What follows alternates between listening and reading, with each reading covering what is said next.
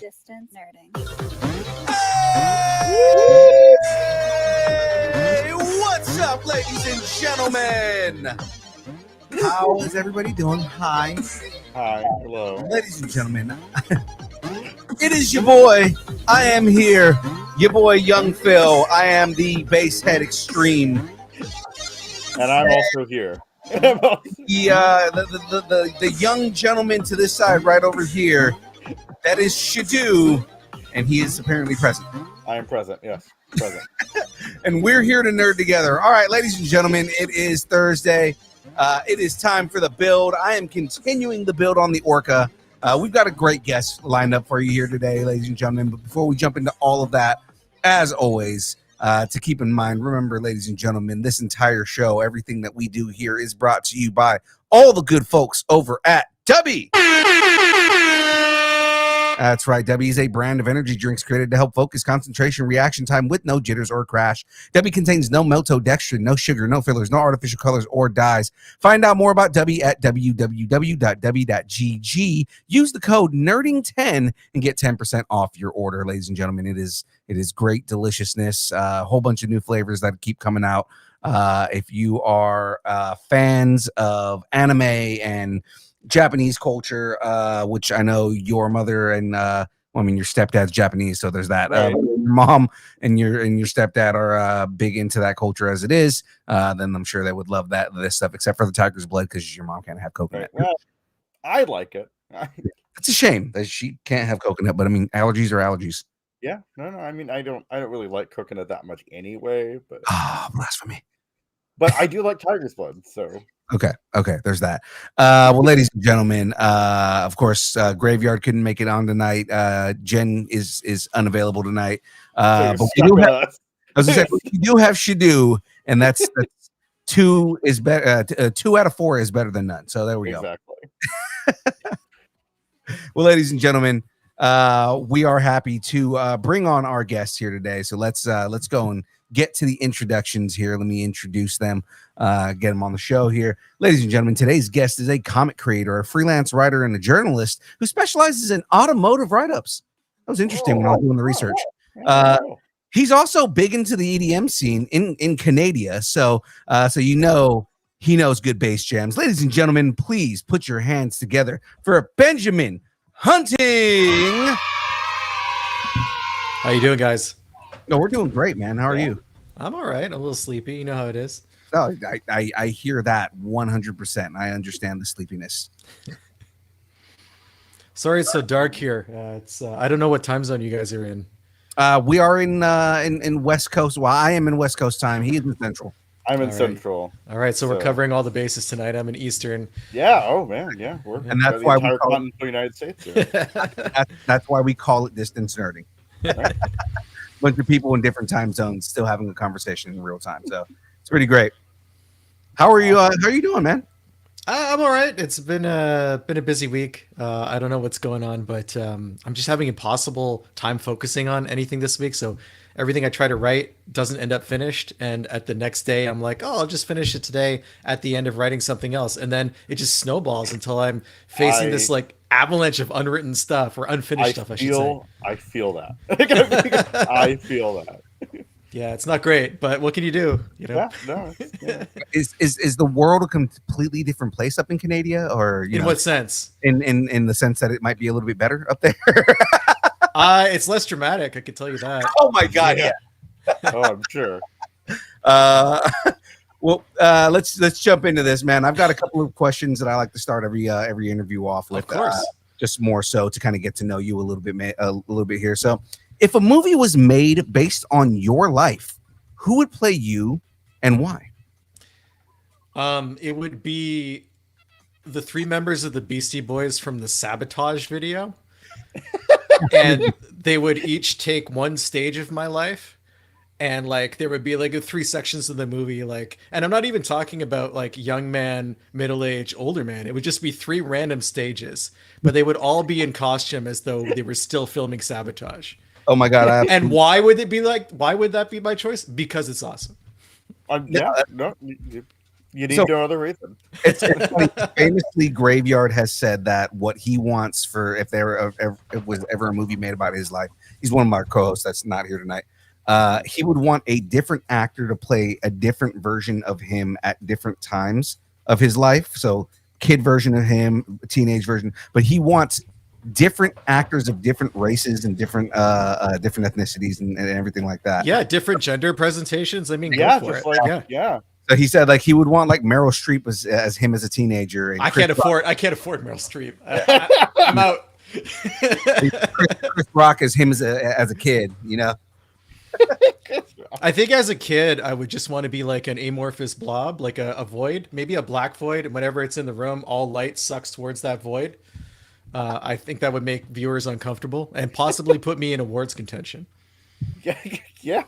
I mean, yeah, you know. So you're it's like oh my god, what's his name? It's like Walking Phoenix kind of stuff. Yeah. Like I'm not there. Whatever that movie he made, or what's that movie? There's like a I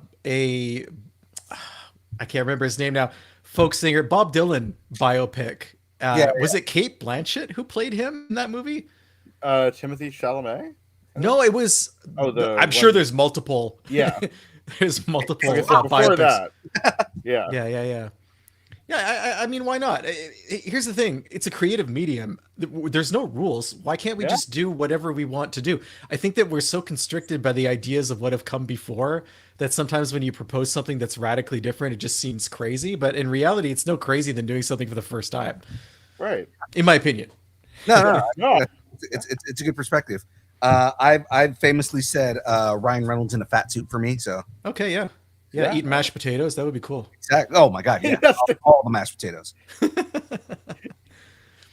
I want to ask you a quick question. Is my video flickering for you guys? Yes. It's like a little a little bit. I have no idea why it's doing that. Perhaps I should join and come back and choose a lower resolution. What do you think? Or do you want to just go with it? Like, it's up to you. Yeah, I think we just go with it, man. All right, sounds good to Yeah. me. Forget I said anything. You just have like a weird colored bar on the bottom of your screen every once in a while. You know? Yeah, that's totally cool. It adds to the illusion that I'm broadcasting from like an undisclosed location. Deep in the bowels of Canada. Yeah, except it's Quebec, so jig is out. So it really is. an undisclosed location. So the next question I have for you here is oh crap, I dropped the piece already. Doing great. we have a segment on the show called Growing Up Geeky. What did you geek out on as a kid? Star Trek, 1000%. Yeah, hell yeah. Hell yeah. I was so my TV watching was pretty controlled when I was a kid. Thank you, Mom and Dad. I think it helped. And CBC was always showing reruns of classic Trek. I grew up I was a kid in the 80s. So classic Trek was always on, and then I became obsessed with the movies. Starting with the first one I saw was Wrath of Khan, and that was it. That was it for me. You know, like I was totally in on all of the movies. I saw even the horrible ones, like 5. You know, I was like, I remember going. My mom and I would go to see opening night whenever we could, and I got into reading the pocketbook novels that came out. Yeah. And I only recently discovered the DC Comics series from the 80s on Star Trek. It's hilarious because they were trying to work between the continuity of the films, but Paramount told them nothing about what was coming down the pipe. So there'd be a whole storyline for like 7 issues that was then just wiped clean because something had happened in Star Trek 3, and everything that they had built to that point was completely irrelevant and couldn't be used anymore. So it's like every 8 issues, there's a total reset of the story, and it's really funny. And like, they really had no idea what Star Trek was either. The characterizations are pretty crazy and wild, and there's a lot of weird alien racism. So it's been fun to read. I mean, that's just Star Trek 6, though. It's a lot of weird but like, racism. without the political angle. Oh, okay. Well, yeah, what the hell were they doing there? It's just strange. I think it was Mike W. Barr was the writer, and I really get the feeling he was just kind of assigned to Star Trek, and they said, do your best. We don't know if anyone's going to buy this. And it ran for something like 95 issues. Damn. Yeah. And I'm sure he went to brass at DC and was like, so alien racism, cool. And they were like, get this man out of my office. They're like, do whatever you want, man. Nobody's gonna read the book anyways. Yeah, it's fine. Most of them are going to landfill. Like little did they know. The art is wild too. Like the faces change from page to page. It's funny because from my perspective, I started reading these like maybe 6-7 years ago. So the idea that someone doesn't know what Spock looks like seems crazy from our modern perspective. But this is maybe 1984 or 1983. So it's conceivable that if you were a nerd, and clearly as a comics writer you are, you didn't necessarily nerd out about Star Trek. So you might not have been part of that whole thing. Mm-hmm. That's so. It's so what is your favorite Star Trek movie then? Star Trek 2 and 6, definitely. 6 is mine. So. 6 is fantastic. It's like it has all the production value that you want and a good story. Yeah. And like it's maybe one of the better send-offs for characters that we ever got in any sci-fi franchise, if you think about it. There's no cringe aspect of the entire movie. Like you can watch it today and I think enjoy it as much as when it was contemporary. Oh yeah. I mean, obviously I'm 22. I'm the youngest person here. Okay. But what? He's a baby. Yeah, but yeah, no, I watched all of them with a modern lens, and they still hold up, except for maybe the first one is. Well, the first one, it feels so interminable. Like here's a 20-minute tracking shot of the Enterprise, and you're like, oh man, come on, guys. I legitimately almost fell asleep a couple of times watching that one. I believe it, and it's also like as a younger person watching it, it was baffling. Like I was a kid, and I could not follow the story. It seemed. I think it had. So I find that, I mean, this is my personal bias. The auteur theory of 70s cinema really ran amok in some ways. And I think Star Trek was like that. They didn't really know what epic sci-fi should look like. And they thought it meant being super serious about everything all the time. It was like, hey, look, 2001's doing this. Yeah. We could just hold the shot indefinitely and the audience will stay with us. And you're like, no, I don't think so. Like, everybody loves the Enterprise. Let's do it for 25 minutes. I was listening to Kevin Smith earlier today, and Mark Bernardin brought up a point that he grew up loving both Star Wars and Star Trek, but as an adult, looking back on everything now, he's like, and he still is more of a Trekkie than he is Star Wars, but he's like, Star Trek is indefinitely more horny than Star Wars is. Yeah, Star Wars is pretty sexless. I mean.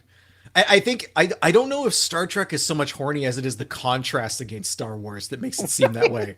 Yeah, Well, I mean, because okay, so Hiker pretty much has pretty much bangs everything that moves. So, Next Generation is super horny. Yeah, for sure. Kirk pretty much bangs everything that moves. So it's like, But I think Kirk had a romance to him that Riker didn't. I think Riker was just down all the time, whereas Kirk was legitimately. He convinced himself he was falling in love with whoever was the romantic interest for that week. Like it seems like there was romance. I don't think there's any romance in TNG except for maybe that ghost that Gates McFadden did whatever she did with in that episode. God. That was kind Don't of remind me. TNG is my favorite series though. Like it's so good. It's so good. They literally had a totem that essentially said, "I'm down." Right. Yeah. The Rice episodes.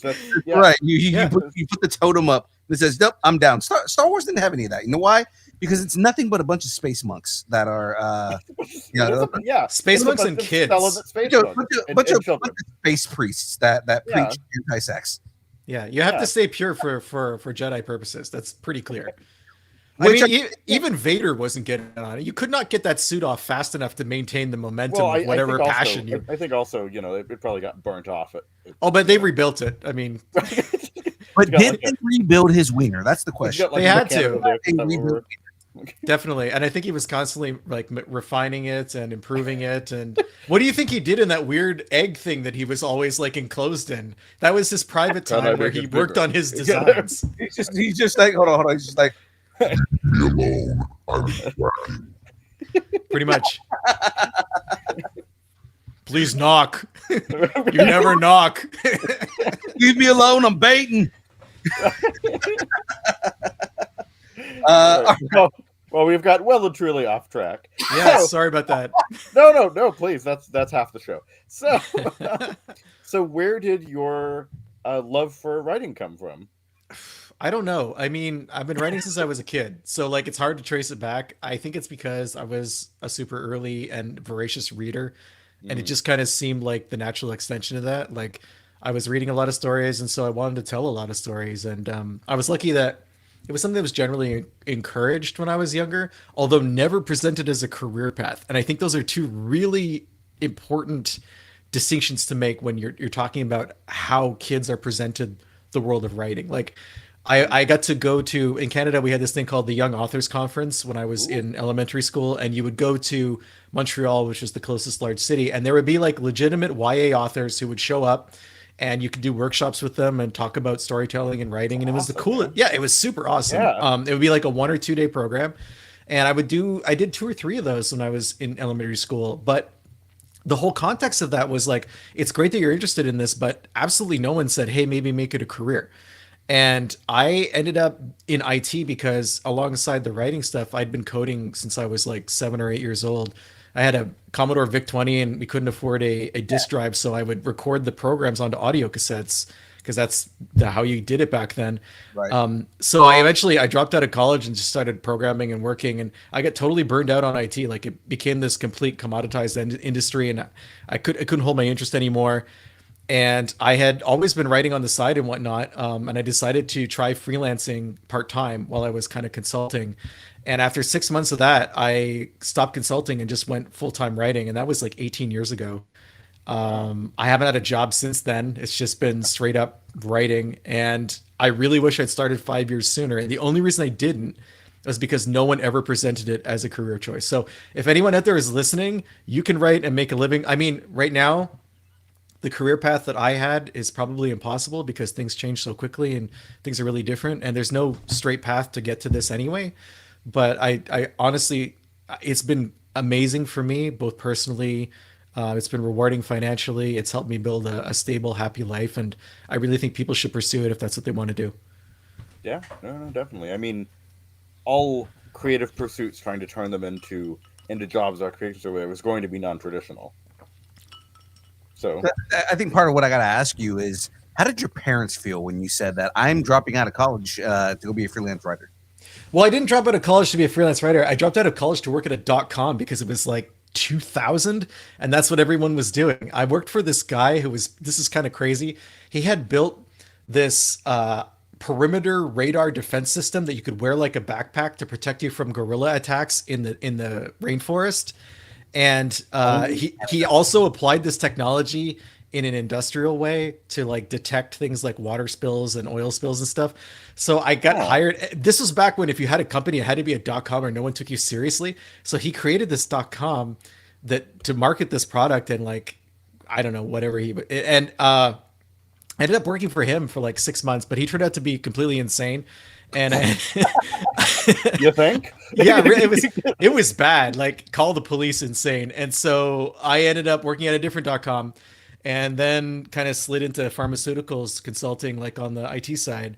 But for writing, my parents were always supportive of it. I had initially been in college for sciences, and I switched out to go to like a creative arts program, and I was worried about what they might say. I don't know why, because they had never, stood in the way of me doing anything. They like to make me make my own mistakes. And when I told them, they were like, oh, well, we never really understood why you were in sciences to begin with. Like, we always thought this was a better choice for you. And I'm like, well, thanks for telling me now. Like, why didn't you say anything? Thanks for believing me on the back end. Yeah, exactly. So yeah, they're like, well, you had to make your own choices. And I'm like, all right, that's true. Yeah, that's fair. So very cool. Awesome. So speaking of writing again, it's going to be the whole show. Who are your inspirations, if any, as a writer? It can be comic book, non-comic book related, just journalists, whatever. I'm really into film, so the stuff that I tend to write, inspirations for me have been like people like David Cronenberg. Wow. Ooh, I really have always been fascinated with his use of, or his approach to reality. And for example, like there's so many of his films that involve like physical transformation as a way of accessing a new reality.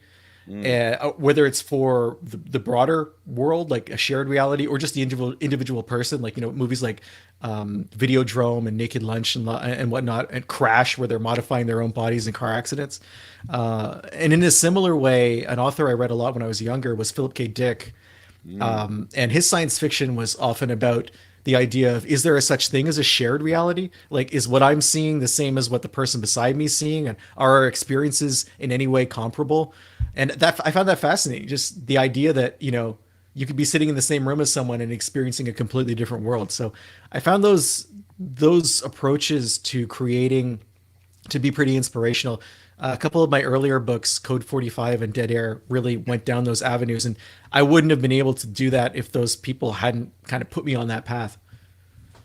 Yeah, no, that's awesome. So let's talk a little bit about Code 45. Kind of just tell us about it. Okay, well that's my first book. So that came out. We started putting it out in 2020. It eventually was published by Scout Comics in the full series was done in like 23, 22. That didn't go well.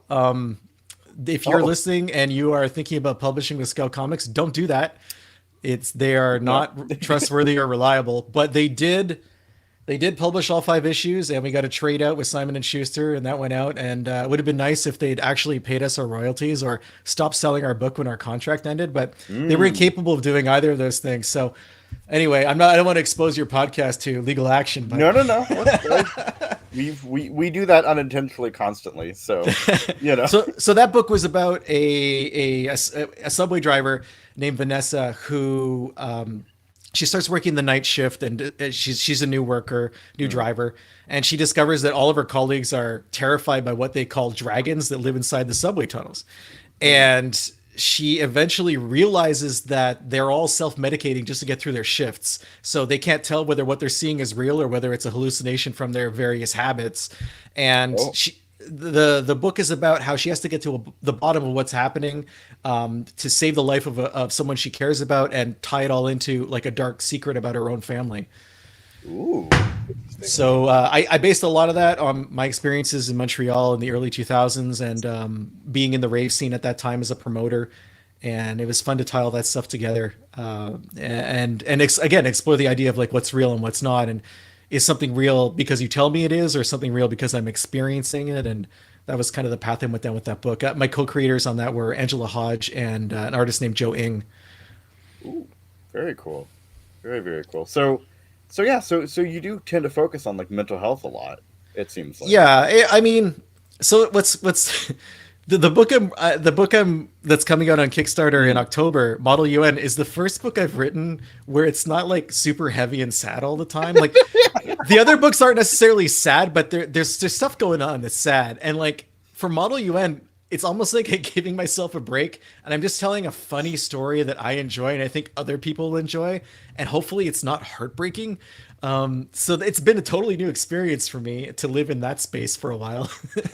Yeah, no, that's really interesting. So you kind of talked about it. So what made you focus on mental health then, and kind of escapism and things like that? So in Quebec, when I was growing up, the leading cause of death for people my age, and pretty much men up to the age of 35, was suicide.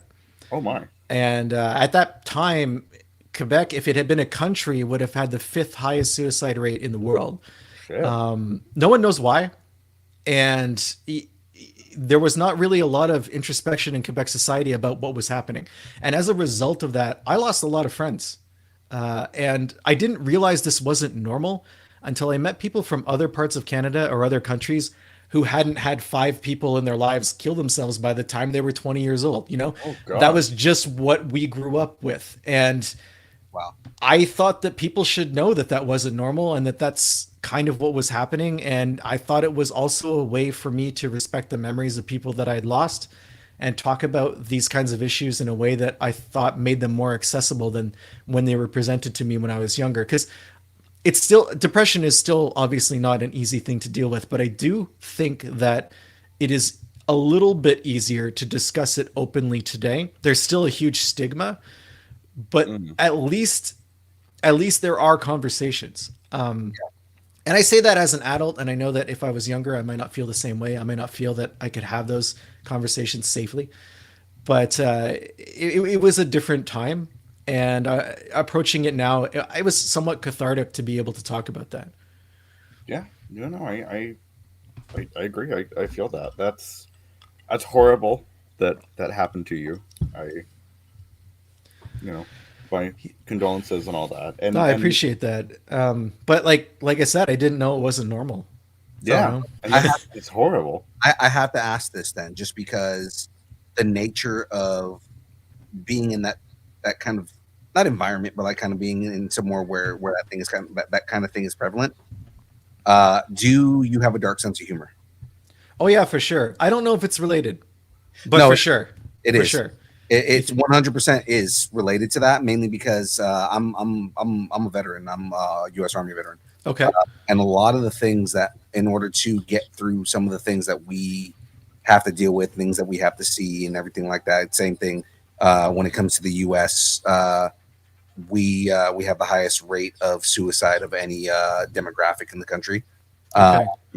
We tend to use dark humor as a way to escape from the dark things that we see. So if you laugh at it, it can't hurt you, right? Kind of, yeah, that's kind of what it is right there. Yeah, I hear what you're saying. Yeah. Like, because my reaction my reaction after you said that was what, like, it's like, man, that's sad, and then I wanted to make a dark joke, and I'm like, nope, keep it to yourself. No, let's see. Right? Let's not. That's what I said. Nope, keep it to yourself.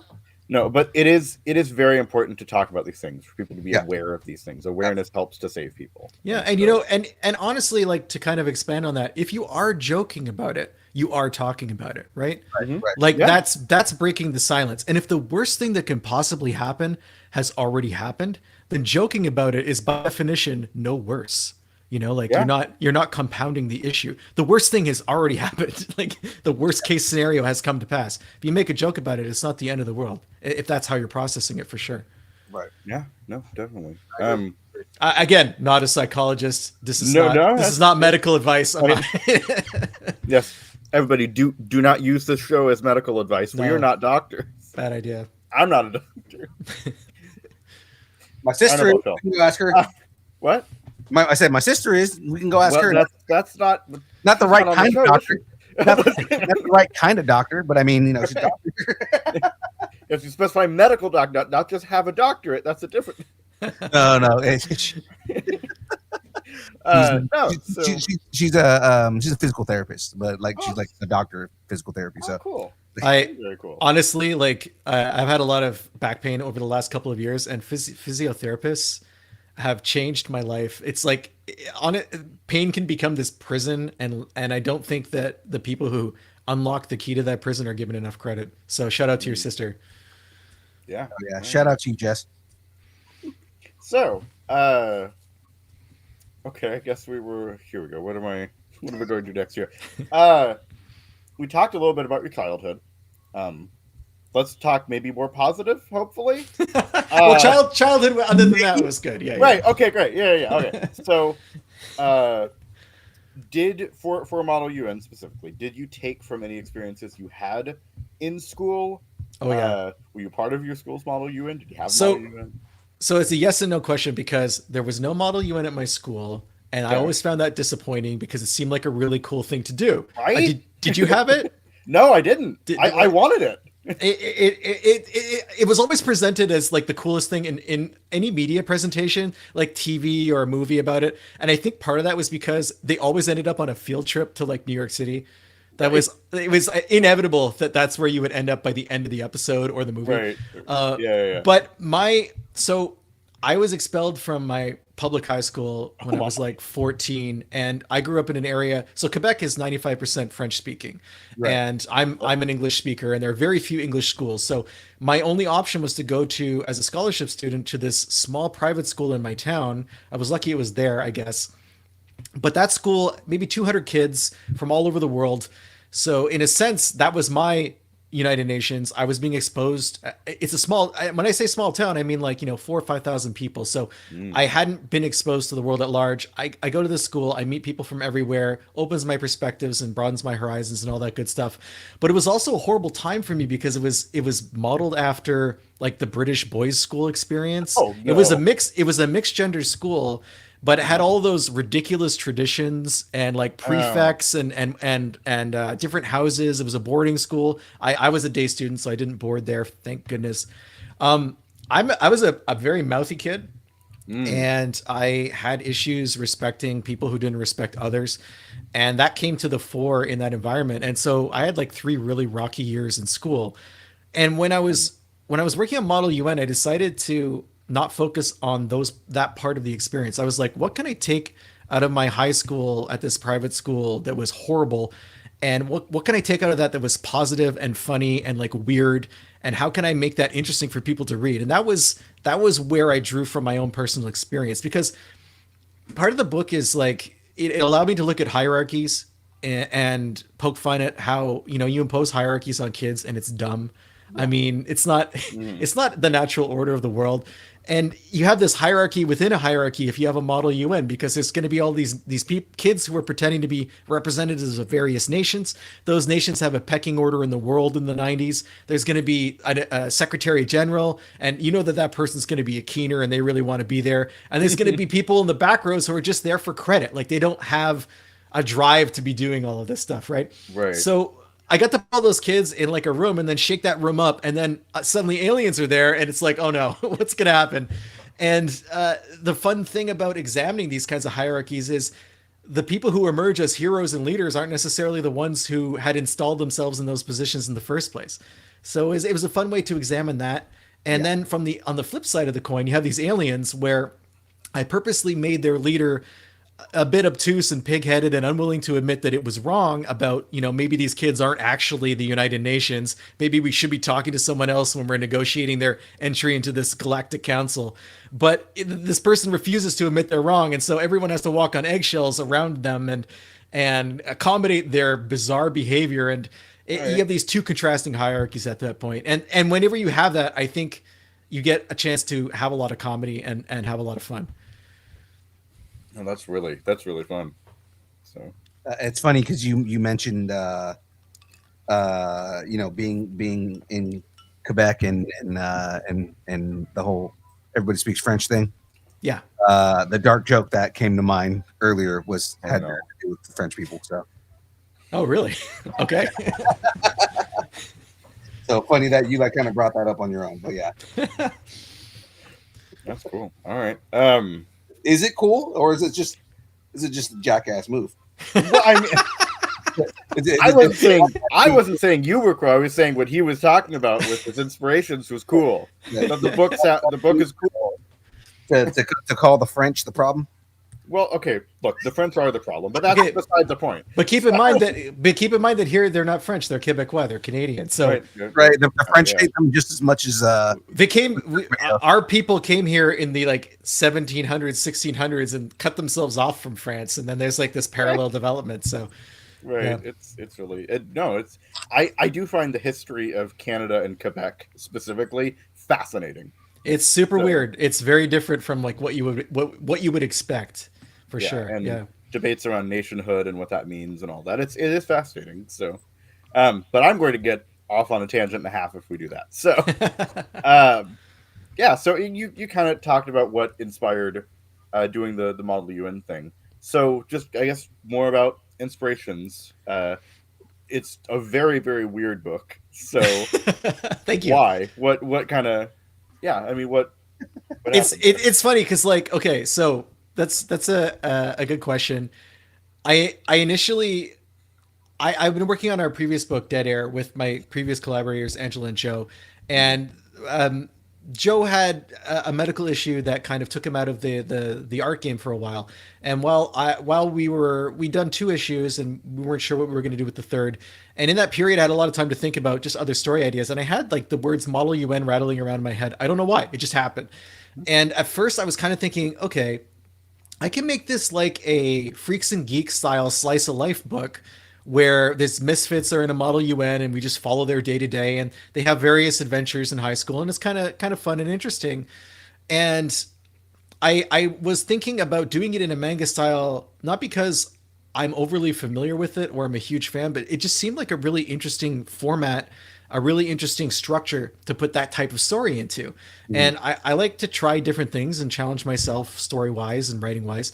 So I was having all these ideas, and then I was having this parallel idea of like, well, maybe I can make this sci-fi somehow. What if like aliens showed up? So I called Joe and I'm like, hey, I've been wanting to do this Model UN book, and I have these two ways of doing it. And I told him, okay, there's slice of life, freaks and geeks, or how about there's aliens? And like right away, he's like, oh, aliens for sure. He's like, the other thing is not interesting at all. And I'm like, whoa, thank you for your brutal honesty. First of all, ow. Second of all, thank you. yeah. So he steered me on that path, and I just kind of thought, well, why would aliens talk to these kids? Like, why would they have this encounter? And then I was like, why not make it a kind of fish out of water thing where these kids are forced to grow up real quickly over the course of a weekend, and you can do all kinds. Whenever you put pressure on people like that, they really reveal who they are, and that in itself is interesting.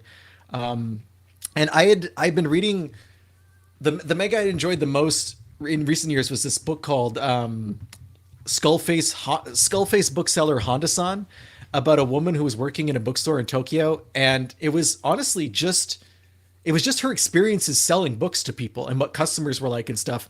But she had a skull for a face, and all of her coworkers had like welding masks and hockey masks and like helmets. No one had a human face. And it's this little bit of absurdity that turned her everyday existence into something that drew me in as a reader and made me interested.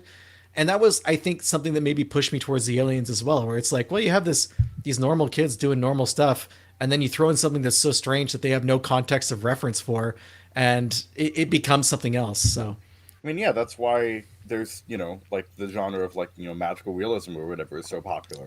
Is you're taking a normal situation, you're putting something different into it, you're putting magic into it, you're putting sci-fi into it, you're whatever. Like that's really interesting. And also, I didn't think anyone else had done it before. So that was kind of helpful. I've never heard of it before. So. I mean, there's tons of books about high school, right? And right. I can't take on like Japanese high school manga. That is on lockdown. Right. That culturally those stories are masterfully already being told. So I needed to put some kind of spin on it. So, and that's the spin I ended up doing. Yeah. I mean, I like the idea of because that makes it creative. That makes it original. It makes it something that nobody else has done. Which I mean, makes for a better story. Fingers crossed. Right. All right.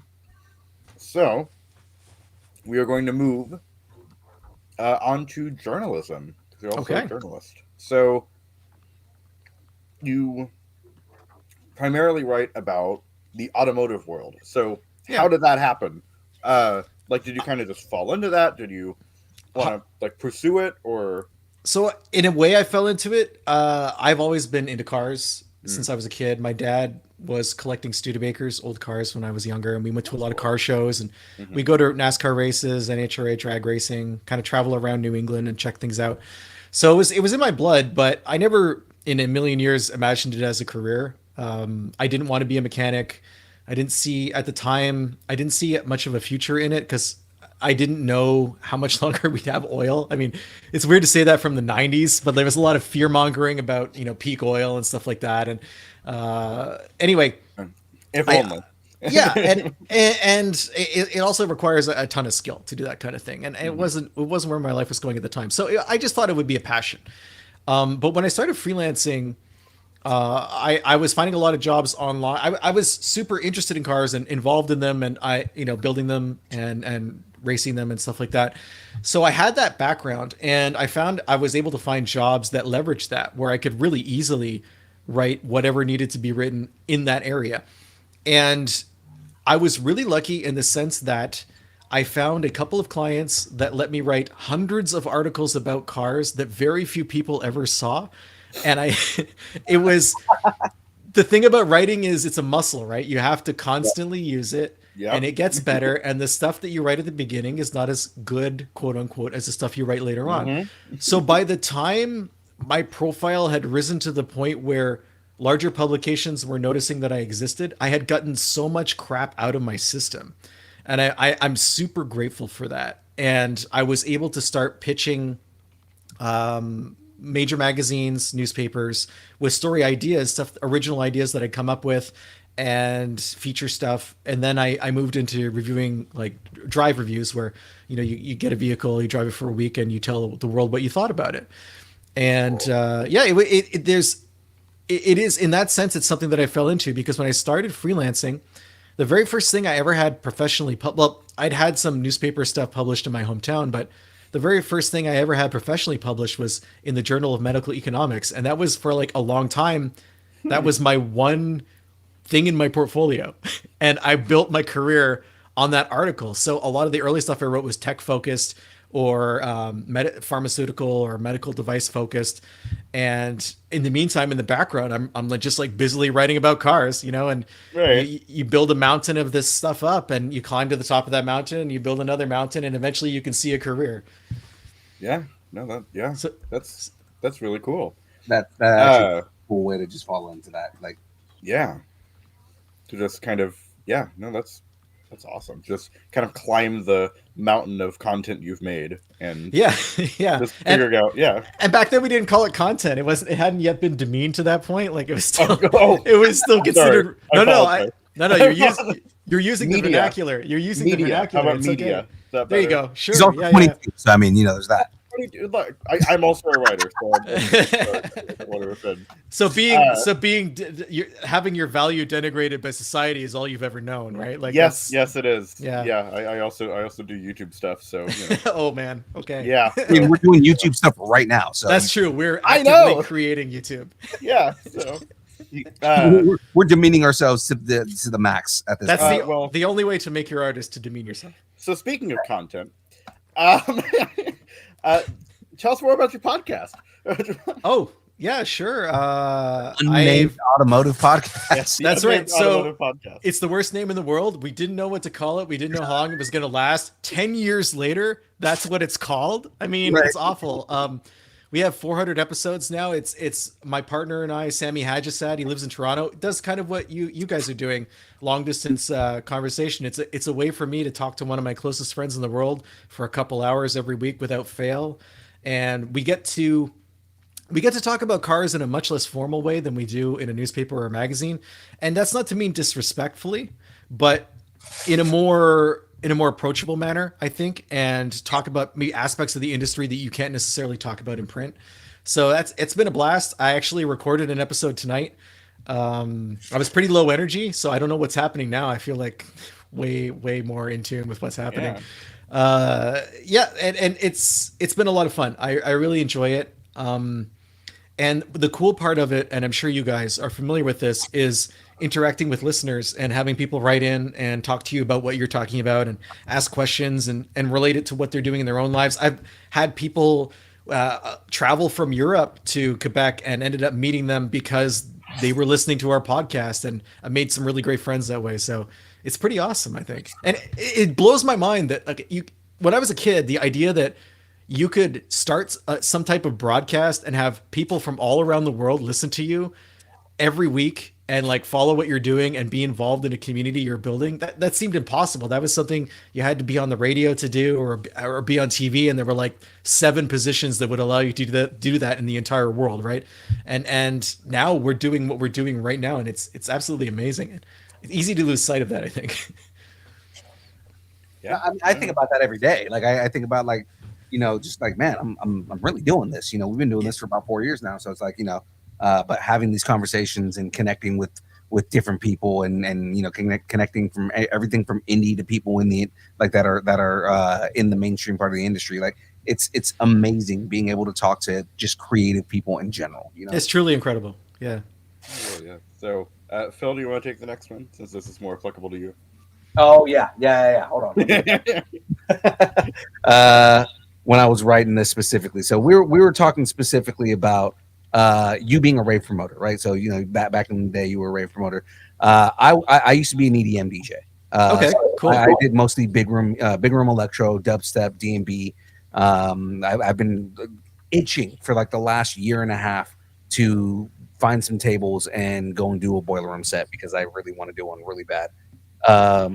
But what genres would you say are the most overrated genres in the industry right now, and what genres are your favorite?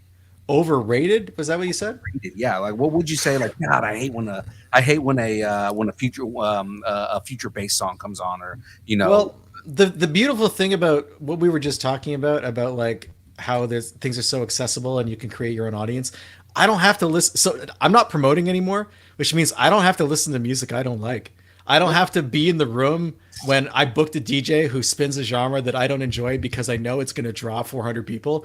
You know what I mean? Like I don't have to deal with that anymore. I don't have to listen to demo tapes I don't want to listen to. I don't have to take a USB key from a DJ who's horrible and like listen to that and pretend, that I'm going to give them a fair shake. Like I just don't have to do any of that. So I don't have an answer because I find that there's been I don't massively keep up with mainstream EDM, but I do find that it's kind of been flattened out in a lot of ways, and that's fine. I don't want to yuck anyone's yum. If that's what people like, if people want to hear that kind of thing, I'm okay with that because I can still listen to what I want to listen to. I believe in the live and let live thing, especially when it comes to genres. So I think that would be my answer there. As to what I listen to, when I write, I listen to a lot of techno. I find that it helps me get into like a flow state. And that's whether I'm writing comic books or writing for, about cars or whatever. I really enjoy that. I listen to hard trance still. I listen to older trance, like early 2000s stuff. Still speaks to me. I used to listen to a lot of bass music, not so much these days. I've been lost on what I should be listening to for bass music, which is kind of annoying. It's there's so much out there that it's hard to find good stuff, and you can easily like be buried under an avalanche of things that you don't quite like and then get discouraged and kind of move away from that. But every once in a while, the cool thing about being in the music scene, and this as a DJ, is that many of your friends are as well, and they're always listening to things on their own. And then one day your friend is just going to be like, you have to hear this track, and sends you a link, and it blows your mind. And it's something you've either never heard before, or it's something you love being done in an amazingly professional and fantastic way. Like, I think the last time that happened to me was a couple of years ago. A good friend of mine sent me a link to some witch house, which I'd never heard before. And I was like, what the hell is this? It's this like subgenre of like Russian teens who name their bands using ASCII characters, so you can't actually find them online because they didn't want their scene to grow, and they didn't want it to become corrupted. And it's this super like spooky ethereal house with like big bass in it. And it's just amazing. Hell? Like I have no idea where it came from. I know it came from Russia, but I have no idea how. Like where did that spring from? So I love the fact that I was a classically trained pianist when I was a kid.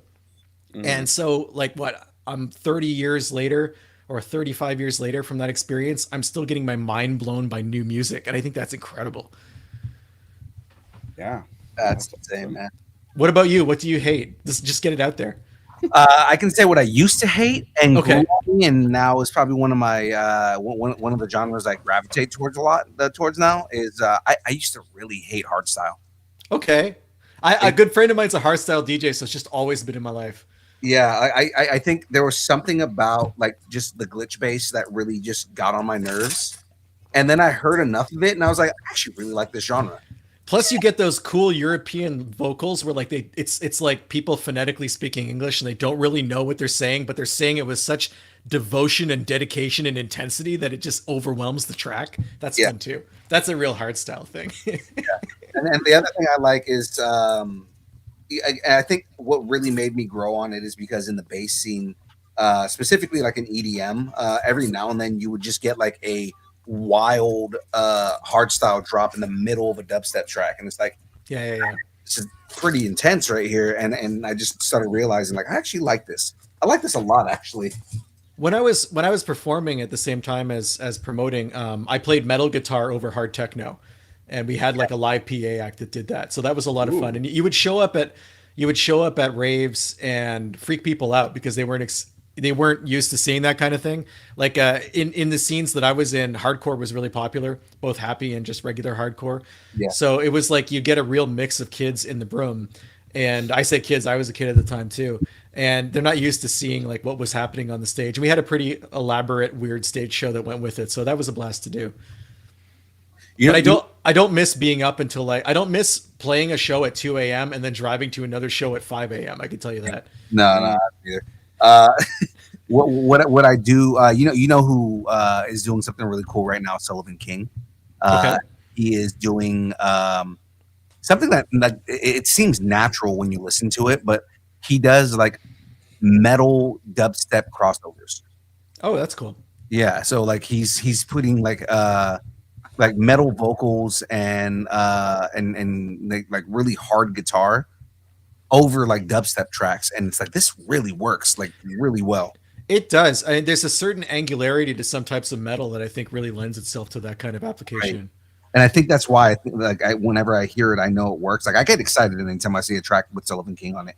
But I'm also getting to the point where I'll hear a track pop on and be like, "Is that Sullivan King?" Open it up. Yep, that's Sullivan King. But yeah, man, I used to be someone who didn't like hardstyle.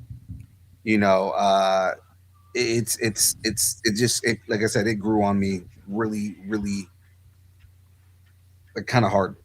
Yeah, and there's a lot of fun in that genre, you know? Like it doesn't take itself too seriously, even though it presents itself really seriously. And I think that's appealing. Absolutely, I agree. I agree on that. All right. So we're gonna jump into some kind of like learning about you questions kind of thing, just like All right. out into like the kind of generalized questions here. What, in your opinion, would be the worst movie sequel ever made? Now, when I say this, I don't mean a movie that's already been made. Okay, Yeah. so a sequel to an existing movie that would be terrible. Just like, why are you making this? Ooh, okay. Man, that is a tough one because it's almost like all the horrible sequels have already been made. You know what? I don't think I'm gonna have to pass on this question. I'm gonna come back to this. Fine. Back to this. Okay. All I'll right. give you examples. Like some people have put in the past, like one of my buddies, and this is actually happening now, but one of my buddies said the worst sequel ever, if it were to ever be made, is Passion of the Christ 2, the what do you call it, the Resurrection reboot. I think okay. I've got an answer. Requiem for a Dream 2, Oh God, where you meet them all like 20 years later. yeah. I think that would probably be an unwatchable movie, especially if Aronofsky was still directing. Also, thank you, Sandra. Sorry, Uh, I gotta pop that up. Oh, bless you. Okay, yeah. I said flared bass, but I mean, there's that. Yeah, I mean, yeah. You know, we're ignoring the flare base part. Ongoing inside joke. All right. That I was not here for, so I don't get it either. Just when you have random people pop in the chat and just say flared bass. That's Oh all no, I mean, I understand it's an inside joke. I just don't. Get No, it. I'm just saying. But Yeah. the comedy behind that is just like random people coming in the chat and just going flare bass. That's it. It's like, No it's like some explanation. code. Flare bass. Yeah, it's like some code or something. It was from a it was from a game night that we did, and it's too much to explain. If you could sit in a plane, so you're sitting in a plane, it's a 10-hour flight, and you Okay. can talk to anybody alive, from the past, from the future. Well, I guess not from the future, but anyone that's ever existed. You could have a 10-hour conversation with them. Who would it be? Oh, I love it if someone could find my dad. Oof. I'm kidding. Oh. I have a great relationship with my father. Oh, good. Okay. Okay, good question. Werner Herzog. Oh, that'd be a good Ooh. conversation.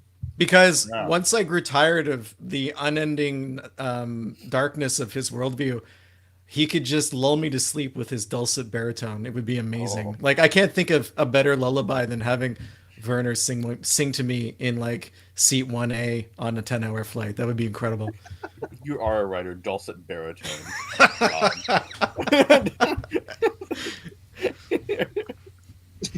It's just like that subtle German accent that we're Yeah, it's so gentle on your mind, and you just want to climb inside of it and go to sleep. But you can't, because that's where the nightmares are. So. When I hear Werner Herzog, it's just like, oh god, is it scary? Like I don't know whether to be more afraid of the films that he makes or the way he talks. I read a book. It was kind of like a biography of him, maybe 3 or 4 years ago, but it was really a series of conversations he'd had with his best friend about himself, and it was amazing. I highly recommend it. I think it was called "For Those Who Lack Understanding" or something along those lines. Oh. But it was really great. It's a thick tome, but it's worth getting through. He says some amazing, crazy stuff in there that is just super resonant. I can also hear him saying that. Yeah, that's the perfect thing. Like every book he's written is an audiobook, even if it's not an audiobook. Like that's what's you read it in his voice. Yes. Yeah. All right. So what everything that I have written. So besides Werner Herzog, what are you currently nerding out on? What am I currently nerding out on? Okay, this is kind of weird, but I've been really into reading books about animals that eat people. Okay, all right, sure. So when I was a kid, I wanted to be a marine biologist. I think all kids go through a phase like that. And I was super into sharks, but then I learned that sharks, were in the ocean, and that to study them, you'd have to be in the ocean too. And I was like, no, thank you. Because all I read about was them eating people. But so that dream died. And then, I don't know, maybe like 6 or 7 years ago, I started reading books about like bear attacks and cougar attacks and wolf attacks. And then reading about like society and how we've kind of pushed into these territories and how we're building cities and towns and whatnot that are inside the environments that were once exclusively the province of these predators. And we put ourselves we put ourselves in front of them as dinner and then expect them not to take us as dinner. And there's a whole sociological component. Like there's some really fascinating books about what's happening in Colorado with cougars, and Florida with the panthers that they have, and efforts to coexist with them and bring their numbers back up from extinction. And I think it's amazing. And I don't know why I'm so into the eating thing. It's just like I'm only really into mammals that eat humans. It's very specific. This is starting to sound like a fetish. You know what? So we do not kink shame here. We do not kink shame here. All right. But yeah, I was nerding out on that. I was just like reading all these books written by biologists and like sociologists and whatnot, and it's pretty cool. And now everyone is turning off the stream like all across America. They're like, okay. just gonna hit end stream right there. No, we lost 17 followers just right now. No, that does legitimately sound interesting, though. Actually, the more the conservation stuff than the eating people. But yeah, but you can't have one without the other. Let's be honest. Yeah. Funny you say that, and I'm building the Orca from Jaws right now. Yeah, there you go. That's great. All right, Jaws, Phil, is there a more perfect movie than Jaws? I don't think so. I don't know, man. I mean, like once I'm done with this boat, I'm going to start working on Bruce. So I mean, my dad had never seen Jaws in its entirety. And then last Christmas it came on TV, and I was like, "We're watching this," and it was just great to like see someone experience it for the first time. Mm-hmm. I think Jaws has the best closing lines of any movie ever. It's just fantastic where they're kicking towards shore, and Brody says, "I used to hate the water," and Dreyfuss replies with, "I can't imagine why." And it's like, it's this sort of dismissive thing about a horrible tragedy that we've just seen, but it's also extremely cathartic for two men who've gone through the worst experience they'll ever go through. Yeah. The writing's incredible. It's a great movie. Yeah. All right, Phil, you want to do the wrap up here? Yeah. And I was gonna say, if you ever want to check out another good podcast, that's actually just a recommendation of something that I listen to that is not in our network for the first time.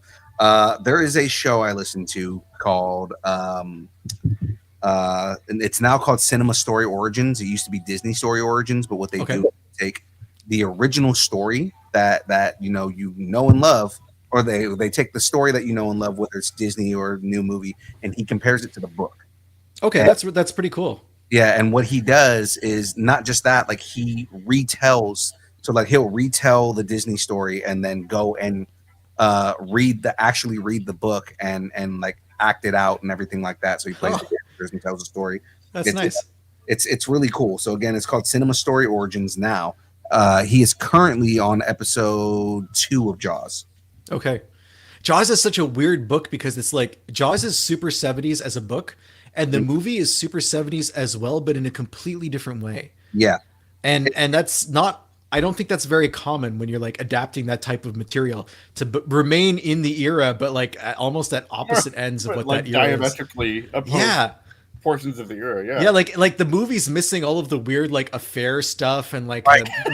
moving out of New York and being really like weird about violence and your family's safety and all these like small side plots that Benchley had in there. And then Spielberg's like, we're just gonna focus on the stuff people are gonna like. And Right. okay. I was gonna say it's like there's so much stuff that's in the book that I mean, as every movie that doesn't show up in the movie, and it's just like, God, this stuff is interesting, you know, like Yeah. Yeah. Yeah, it's like Yeah. I read a lot of who's I can't remember his Tom Clancy when I was younger because my dad I get a lot of I read all the time constantly. I'm assuming you guys are big readers too. And my dad was a huge reader and had books around the house everywhere, and I would run out of stuff to read and I would pick up whatever he had lying around. So he had a lot of like men's adventure style techno thriller things from the 80s and 90s. So I read a lot of like Patriot Games and Hunt for Red October. And then when all that stuff got adapted into movies, it was so abridged. Like just so much of that had to be like Clancy was obsessive about technical details and nerding out over the specs of some submarine, and like you can't have like a 45-minute discourse on submarines in the middle of your movie, like, or at Right, least yeah. you couldn't in the 90s, especially if you were John McTiernan, who had just come off of both he did Predator, right, and Yeah. he had done the Bruce Willis movie, the Christmas movie. Help me out here. Die Hard, yeah. So like he was all about propulsively driving the story forward, and that wasn't going to fly when they adapted Hunt for Red October. But again, like the book is really great and of its time, and the movie is really great and of its time, and they're nothing alike each other. You know, they're these completely different artifacts of the same story. yeah, because I mean, Die Hard is so much different from the book. Yeah, I've heard that. I've heard that the characterizations are very different. Yeah, well, I mean, just because in the book it's his daughter, not his wife. And it's more of like a detective oriented kind of thing, from Right. what I understand. It was a book series. There was a whole Yeah. series on this character. Yeah, I want to say there was a movie that they made. you're right. I think you're right. Yeah, they made a movie in the 70s based on one of the books with that character, and they wanted to do Die Hard. Well, it wasn't Die Hard. I'm forgetting the name of the book, but they wanted to adapt that book, and it just over like 3 or 4 different script writings, it ended up changing to Die Hard and what Die Hard is that we know now. It's so wild to me that like you could have a book get adapted into a movie, and then maybe 10 years later someone else is like, hey, we want to make a movie out of your book again, and you're like, hey, go for it. And it's 500 times better than the first one. Right. That must have been so unexpected, you know, like because you've already gone through the whole Hollywood experience and had your hopes dashed for having something Right. good You've come out gone of through that. all the stages of grief with your work. And Yeah, like, yeah. You've buried it, it's gone, and then someone's Right. like, we're gonna exhume this and everyone's gonna love it. And you're like, no, that never happens. And then it does. You know? Yeah, I mean, that's kind of what happened with Dune. For I was being gonna honest, say too. that. I was You know, saying yeah. Dune is having that right now. There's also Spike Lee just dropped a new movie. I believe it's on Apple TV. I Plus. couldn't get through it. I got an hour in. Did you have you watched it? No, but like everybody keeps talking about how it's based on a Kurosawa film, and it's like which is also based on a book. Yeah, So, based on a book. Yeah. like I need to see this. One, because I love Kurosawa. Two, because I love Spike Lee. Three, It's because not it's not a bad movie. I don't want to say that. It was really hard for me to care about extremely wealthy people having problems. and That and wa- that's Yeah. what Spike Lee was talking about, was like, you know, that's one of the aspects of the movie where, you know, if you can get past that, then the movie is actually really good. And I really like Denzel. So Yeah. like the fact that his performance wasn't enough to draw me in, I was surprised by that. Like I could have autopiloted my way through the whole thing, but I was like, you know what? I'm not. I do like Spike Lee. I think 25th Hour is an incredible movie. One of my favorite movies, period. And that's based on a really good book by David Benioff, the guy who ended up creating, I guess, the televised version of Game of Thrones. Which is wild. It's so strange. He has that book and a book called City of Thieves about like the siege of Stalingrad. They're just some of the best writing I've ever experienced in my entire life, and there's no way I would connect it to what he ended up doing with his later career. Game of Thrones. Too bad he couldn't tell with Game of Thrones when he got Game of Thrones on his own. It's so odd. Yeah, that's interesting guy. Very interesting. Absolutely. All right, so Phil, you want to do let's get into the hardest question? Otherwise, we will be here all night and sleep. As much as we want to be. No, I'm having a good time. So yeah.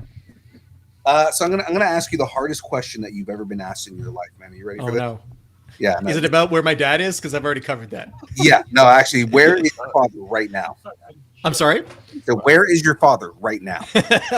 I hope I know where he is. I mean, like I don't have an air tag on him, so he's in your front yard right now. That would be so. So I started watching Weapons last night, and that would be really creepy. I don't know if you encountered that film yet, but I have not watched it yet. It is on my list of movies that I need to watch. Yeah, I stopped halfway through this time because I was too tired. But like I've been thinking about it all day, and I need to finish it. At some point soon. I think you'll like it. I'm pretty sure I will, man. I'm into all those kind of movies. But having someone in your front yard is like very intrinsic to the plot of that film. So here's the question. Here's the actual question. Okay. What is your favorite kind of taco? I usually go for pork, some type of pork, because I find that the beef just lets me down a lot of the time. And I also don't make a lot of pork tacos at home. So it's nice to walk on the wild side and get someone else's interpretation. I also like some dotra, like Korean dotra in my tacos. Gives it like a nice crunch with some pickleization in there. I don't think that's a word, but it is now. So that's what I would go for. And I have to say, in Quebec, it's almost impossible to get good tacos. Because of the whole automotive journalism thing, for 6 or 7 years, I spent most of my life in an airplane going from one racetrack or car launch to another. And that was nice in the sense that I was exposed to a whole bunch of food cultures that I never experienced. But it's bad in the sense that once you've eaten tacos in Southern California or Texas, you're ruined for life. Yep. Or even Mexico. Like you can't. I came back to Quebec, and every single taco I've had since then has been garbage. Except he is in Southern California. Oh yeah, so you know exactly what I'm talking about. The best tacos I've ever had in my life were at a place called Tire Shop in LA that was a functional tire shop during the day, and then at night they put a long table and a tent up, and you ate tacos in their parking lot. That's amazing. I'm familiar with Tire Shop. So that's good stuff. We don't have anything like that here. The one exception is there's a place in Montreal that was this basement eatery where you were essentially inside the kitchen while they were cooking, and it was people who it was Mexican immigrants to Montreal, and they were like 70, 80 years old, and the food was amazing. It was incredible, and the only thing I've ever had that comes close to like a SoCal experience for tacos. Long-winded story. Also, Texas ruined me for barbecue. I'm totally screwed now. Like, just I would stop on the side of the road somewhere in Texas and have amazing barbecue out of the back of some guy's truck with like an oil drum that he's cooking out of for like $2. I have no idea how that economically works, but it was incredible, you know. And then I'm also glad you didn't get food poisoning. Yeah, I mean, even if I did, I would have died happy. And like, I come back to Montreal, it would have been amazing. I come here and I pay $35 for like a steel tray that has like one piece of cornbread, the driest brisket you've ever had in your entire life, and like potato salad. And you're like, what is this? You know, like I'm in Oklahoma, so I Canadian is not known for their barbecue. No, really not. But known for charging a lot of money for crappy barbecue. Oh, so like Tennessee. All right, so oh, that's hurt. Sick burn. So what's some advice you might have for anybody who's trying to get into the industry? Maybe they want to be a journalist. Maybe they want to get into comic book writing. What is a quick piece of advice that you may have for them? I mean, for both of them, it's just do it. start doing it and don't stop, and don't let people tell you you can't do it. Everyone who tells you you can't do what you want to do is operating out of fear, because they maybe tried to do something once and it didn't work out for them, and now they're universalizing that experience to you. Or maybe they don't like to see other people succeed, or maybe they feel that, because they couldn't do something, no one can do something. Don't listen to them. Never listen to them. And you're going to make mistakes, and you're going to learn from those mistakes. They're the tuition you're going to pay for your success down the road. So keep trying stuff, keep failing, and then get up and keep trying it again. So I think that really applies to writing, which is something you only get better by doing. And even if you're doing it in a way that no one else is seeing it, that's still doing it. Whether you're writing in a journal, or you're writing online, or you're writing for a magazine, it's all the same thing. The thing about comics, I would say, is do it yourself, publish yourself, get it out there. I don't think the traditional comics publishing industry really serves independent creators in a helpful way. I don't want to, I'm not trash talking the good independent publishers, of which there are many, but there are also many people who either aren't capable of helping you, or are actively trying to take advantage of you. There are IP farms out there. There's all sorts of stuff. It's a minefield in terms of business relationships, when in reality you can just create your art, put it up for crowdfunding, put it on a website, and build your career that way. There's lots of different paths, and I think that I'm far from an expert on the industry. I've only been creating comics for the last 6 years, and obviously I've been in publishing a long time, but comics are a different part of publishing. And I just think that there's so many changes that are going to be coming down the road, that maintaining ownership of what you do and having a reliable way to get it in front of people who are interested in what you do is really important. So maybe that's not a short answer, but that's kind of how I feel about it. Fine. You know what? I really love what crowdsourcing has been able to allow people to do, who want to be creative but don't necessarily know how to get to that outlet. I love what crowdsourcing has been able to do with that, because now it's amazing. It levels the playing field. I mean, there are independent publishers on crowdfunding platforms. Right. If they're going to those platforms to use them for their business model, that's a really strong indicator that maybe you don't need them. Yeah. Yeah. Absolutely. I mean, the only and this just recently changed too, but like the only thing that publishers had over anybody was distribution. But the 100% agree. And like distribution has, like, now that's been playing, because since the fall of Diamond, like, everything's been kind of like changing in that aspect as well. For sure. I mean, I think my uneducated opinion is that comics was a weird fiefdom of publishing that had been doing things a very specific way for a very long time, and no one had either challenged that, or the few that had challenged it or tried to do it differently, they didn't succeed. And so the status quo became just how things were done. And it wasn't necessarily serving creators very well. It wasn't necessarily serving retailers very well. I mean, there's lots of comic book shops out there that were being done dirty by Diamond and other distributors. And the fact that there's a shakeup going on right now, I think is positive. And I think that the direct market is going to come out stronger. And I think individual creators are going to come out stronger. And I think good publishers that have good relationships with their creators are going to come out stronger. It's just change is scary from the outside, and it's even scarier from the inside. So. Yeah, absolutely agree with that. That is sound advice there. Of course, my laptop went to sleep. So what's next for you, man? Do you have any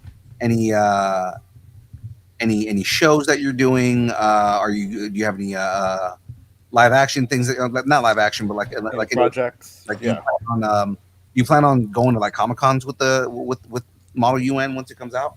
I've never been a big Comic-Con person, so it's not part of how I promote the book. The other thing about Model UN is this is the first time in my life I'm doing a digital only campaign. And that's because the tariff situation makes it impossible for me to ship anything across the border right now. This will be my 6th or 7th Kickstarter campaign, and we have a really huge readership in the United States, and super appreciative of them. And one thing I do not want to do is ship a book to someone in California, in Texas, in Florida, in Washington, and have them get a $60 customs bill that was completely unexpected, that no one could control and no one could predict. So for this book, which is the book's complete. It's ready to go, and I'm just sending out digital editions because there's no with a print version. There's so much lead time going into print, and with the tariffs being so fluid, changing from week to week, there'd be no way for me to know what would be a fair price to charge somebody for shipping and handling and all that stuff. So Right. I'm just going with digital for now, which kind of keeps me out of the con scene in any case. And it's something new for me because like putting this campaign together, all of a sudden it's just digital rewards, and I'd never done that. So there's no more original art, there's no more art prints, there's no more bookmarks or stickers or whatever. So it was like a complete rethink of all the strategies I'd used in the past and trying to figure out what would work best this time to give something of real value in a digital sense. So like I'm leaning towards things like alternate versions of pages and layouts with explanations of why we did or didn't do certain things, and tagging in some of my previous work to be available in a digital format, and some other creators who have donated work for bundle packs so people can get the word out about what they're doing. That's kind of where my head's at with this campaign. And yeah, the next thing for me, so you can go to modeluncomic.com to find the campaign. It starts October 7th. But my next step will be finishing the book because I've got 54 pages. The first chapter is done. But I set a challenge for myself to kind of get it done in 100 to 120 pages maximum because I wanted to see like what those kind of constraints, what they would do to me creatively, like if they would get things flowing in a different manner. And it's been a fun, like not a game, but just like a structure to work within. So I'm hoping to have that ready for the spring, and that's what I'll be working on over the winter, and have that ready and hopefully tie things up in a way that people find just as funny as the first half. That's awesome. You know what I didn't ask, and I don't want to go like too deep into this, but you're not drawing it, right? No, so I'm glad you asked that, and I haven't brought his name up, and that's horrible because I.E. Santiana Hernandez is a huge part of this book. He's someone I met on Facebook in a group that connected artists and writers, and he lives in Argentina. He's originally from Peru, and what drew me to his art was the fact that he could draw cool sci-fi stuff like ships and corridors and technology, but he could also create characters with faces that I believed with that could show emotions that I connected with. And that's a rare thing, I think, for artists. Usually you're more specialized in one way or the other. Right. And he's made some incredible contributions to the book. I'm really happy to have him as the co-creator. He's had some ideas that I never would have considered for plot stuff, characterization, and it's been amazing to work with him because he's the kind of guy who, if he has a page and he has 3 ideas for that page, he's going to lay out 3 ideas and he's like, let's talk about them, instead of being like, well, I'm just going to do this one, and if you have feedback, maybe I'll work it in. Like he's very open-minded to collaboration, and it's such a fun thing about comics that, like, coming from the work that one of the things that's cool about being a journalist and in automotive is I get to work with great teams of editors and whatnot, and it's super rewarding. But the writing itself, it's lonely. Like you're doing it on your own, you get it done, and then it goes to an editor, and then you collaborate on it. But with a comic book, you're collaborating from like the first moment. I don't think that you're out there writing a script never thinking about how it's going to be visualized, And part of that thinking of how it's going to be visualized, you want to talk to the artist that you're co-creating with and be like, hey, what's possible, or what's better, or this is your expertise. Like you have 6 or 7 different ways of looking at this page that I never would have considered. And I absolutely love that about comics. It's like such a cool medium compared to, I love novels, but I mean, comics really push past the page and like occupies a different area in your brain. See, it's the level of creativity amongst collaborators is great because I've always loved the idea of, okay, here's a script that I wrote for this this page, and then the artist comes back and goes, well, what if we did this? And it's like, oh, yeah. well, now I'm going to change the whole thing because that's such a good idea. Yeah, it's so cool. It's like, I think that, I don't know, there might be a subset of writers who are like, my ideas are precious and they must never change, and I've written them on a stone tablet. But like, honestly, if someone comes to me and says like, hey, what you wrote is cool, but what if we did this? And it's like 10 times better, I get excited.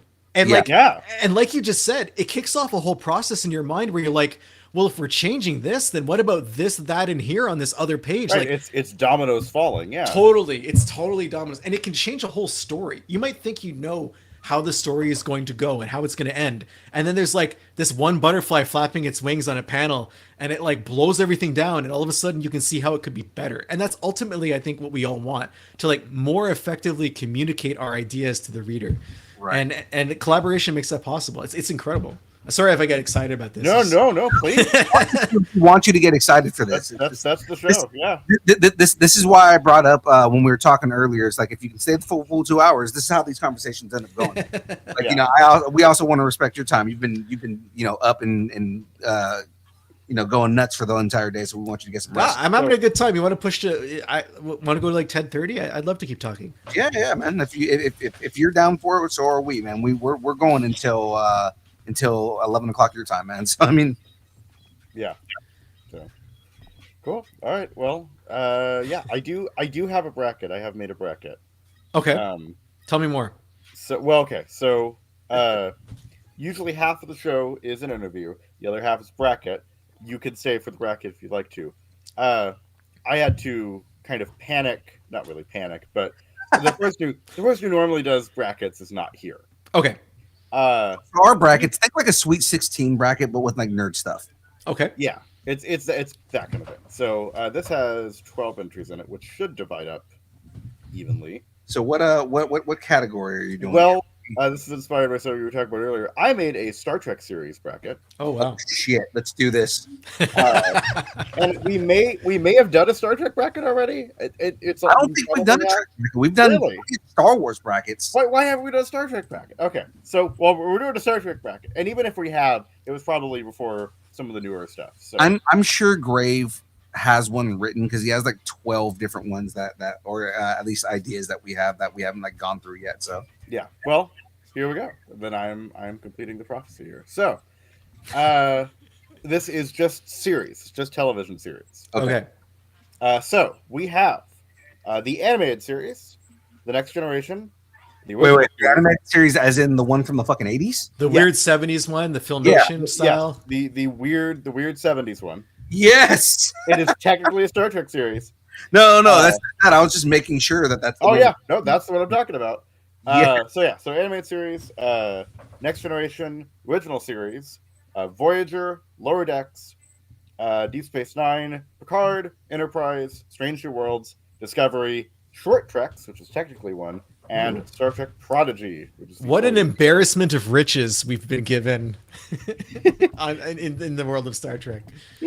So first is probably going to be an easy one. I was going to say, I'm going to admit that I have not seen half of these series. I have not seen Prodigy, Lower Decks. No, I've seen a couple episodes of Lower Decks. I take that back. I haven't seen Prodigy or full episodes of animated series. I've seen like the classic ones to Enterprise, and then beyond that, I'm kind of spotty. So, I recommend Strange New Worlds. It's pretty good. Yes, I have heard that. I don't have Paramount Plus for reasons. So. I get it. The first season is pretty cheap on Blu-ray right now if you're into physical media. Okay. Cool. Yeah. No. Yeah. The reason I was saying that is because I'm going to go with my votes are going to be based on what show do I want to watch more. Okay. Right. All right. So, first up, I think it's going to be pretty obvious. It's the animated series versus the Next Generation. I mean, TNG. This is. I can just mark it down. So this is like that Indiana Jones versus the Ninja. Right. And the funny thing is, this is two shows that I've actually seen. Like, I had to take that back. He's not a ninja. That movie actually took place in Cairo. That's horrible. Yeah, how did I remember that as a ninja? Okay, versus guy with a sword. Actually, it's Harrison Ford versus horrible diarrhea. So like that's the actual. Exactly what it was. It was Harrison Ford shit himself, and he was like, "Yep, no, I'm not fighting." Cut. He's like, not again. And one of the most iconic scenes in cinema still. Right. Was an accident. Right. He was like, I'm going to shit myself. We got everybody saying Next Generation. I'm assuming everyone's going TNG. So for sure. Fucking Jean-Luc Picard. I'm sorry. No. But later on, that won't be true. Oh, we're going to talk Picard? Yeah, no. All right. Well, then we have the original series versus Voyager. Original series, I think. Yeah, I would agree with that. Original series versus Voyager. Yeah, Voyager was a good series, but I think in the end, I do go the original series just because it's the icon. It is. It gave us so much. Yeah, yeah. It gave us our first interracial kiss. Well, technically not the first, but one of the first, because there were ones before them. But yeah, in a terrible episode. Plato's Stepchildren, I believe Yeah, it was called. terrible episode. Third season was like so It was uneven. rough, man. Was really rough. Yep. All right, so chat, we are waiting for you guys. So I think everyone's going original series. All right, so later, Sandra, there's only 2 people in the chat. Anyone else? You're not Where in you the at, chat? Tater? Yeah, Tater! come on. Tater! Probably outside your window. He's probably smoking a cigarette right now. Is what he's doing. All right, I'm just going to move on here with I feel like original series. I feel like if I yell loud enough, he might hear me in his bedroom. Yeah, So Tater is my. Orca's really coming along, I have to say. Yeah. yeah. No, it's very cool. All right, so we have Lower Decks versus Deep Space Nine. Oh, I haven't seen enough Lower Decks. Deep Space Nine, I watched the first 2 or 3 seasons when they came out, and then lost my way. And I tried to go back and watch it on Netflix. It's the worst quality versions you can imagine. Really is. It's like 3rd generation VHS copies. Like that's how it feels. they remastered, TNG, the original series, or whatever. They just dropped the ball. Deep Space Nine, they just don't care. It's like someone's filming over my shoulder when I was 13 years old watching Deep Space Nine, and then they sent that to Netflix. But I recently bought for like $5. I picked up the first season on DVD, and I'm gonna see if the quality is as bad, or if it's just because of like whatever compression crushing that Netflix has got going on. Right. Well, they did. I mean, here in the States, it's only on Paramount Plus. They took it off. Oh, really? They took off. So Canada somehow still has it. That's weird. Yes, Canada is superior in many ways. You got to VPN on and get in on that horrible DS9 quality action. Oh no, I watched it on Netflix. And I know exactly what you're talking about. Yeah. So I think I'm gonna go DS9, but honestly, it's not one of my favorite series, so I could go either way. I'm agnostic on this, so I'm not gonna be the deciding vote. I do really like Deep Space Nine. I have not seen enough Lower Decks to know. I think Lower Decks is losing here. Yeah, again, I've heard it's good. It's very like canon tourism, but so if you're into kind of more fan servicey stuff, then I know. Yeah, I think that's a fair evaluation from what I've heard as well.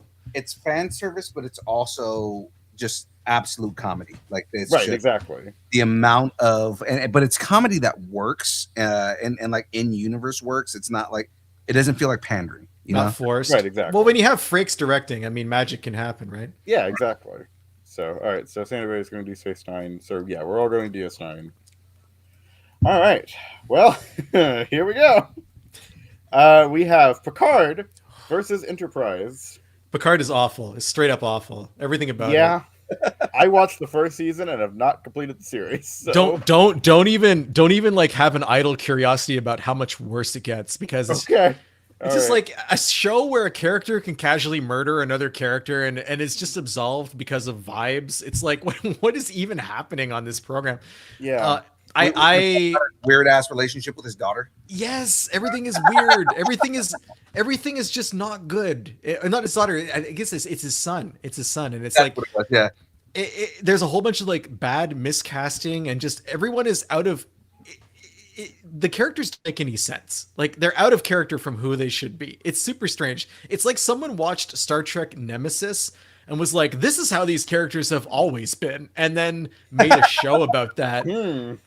But I liked Enterprise. It had the kick-ass theme song that gets you right in the feels, lyrics. It gave us lyrics for the first time. There's a beagle. There's a dog on the ship.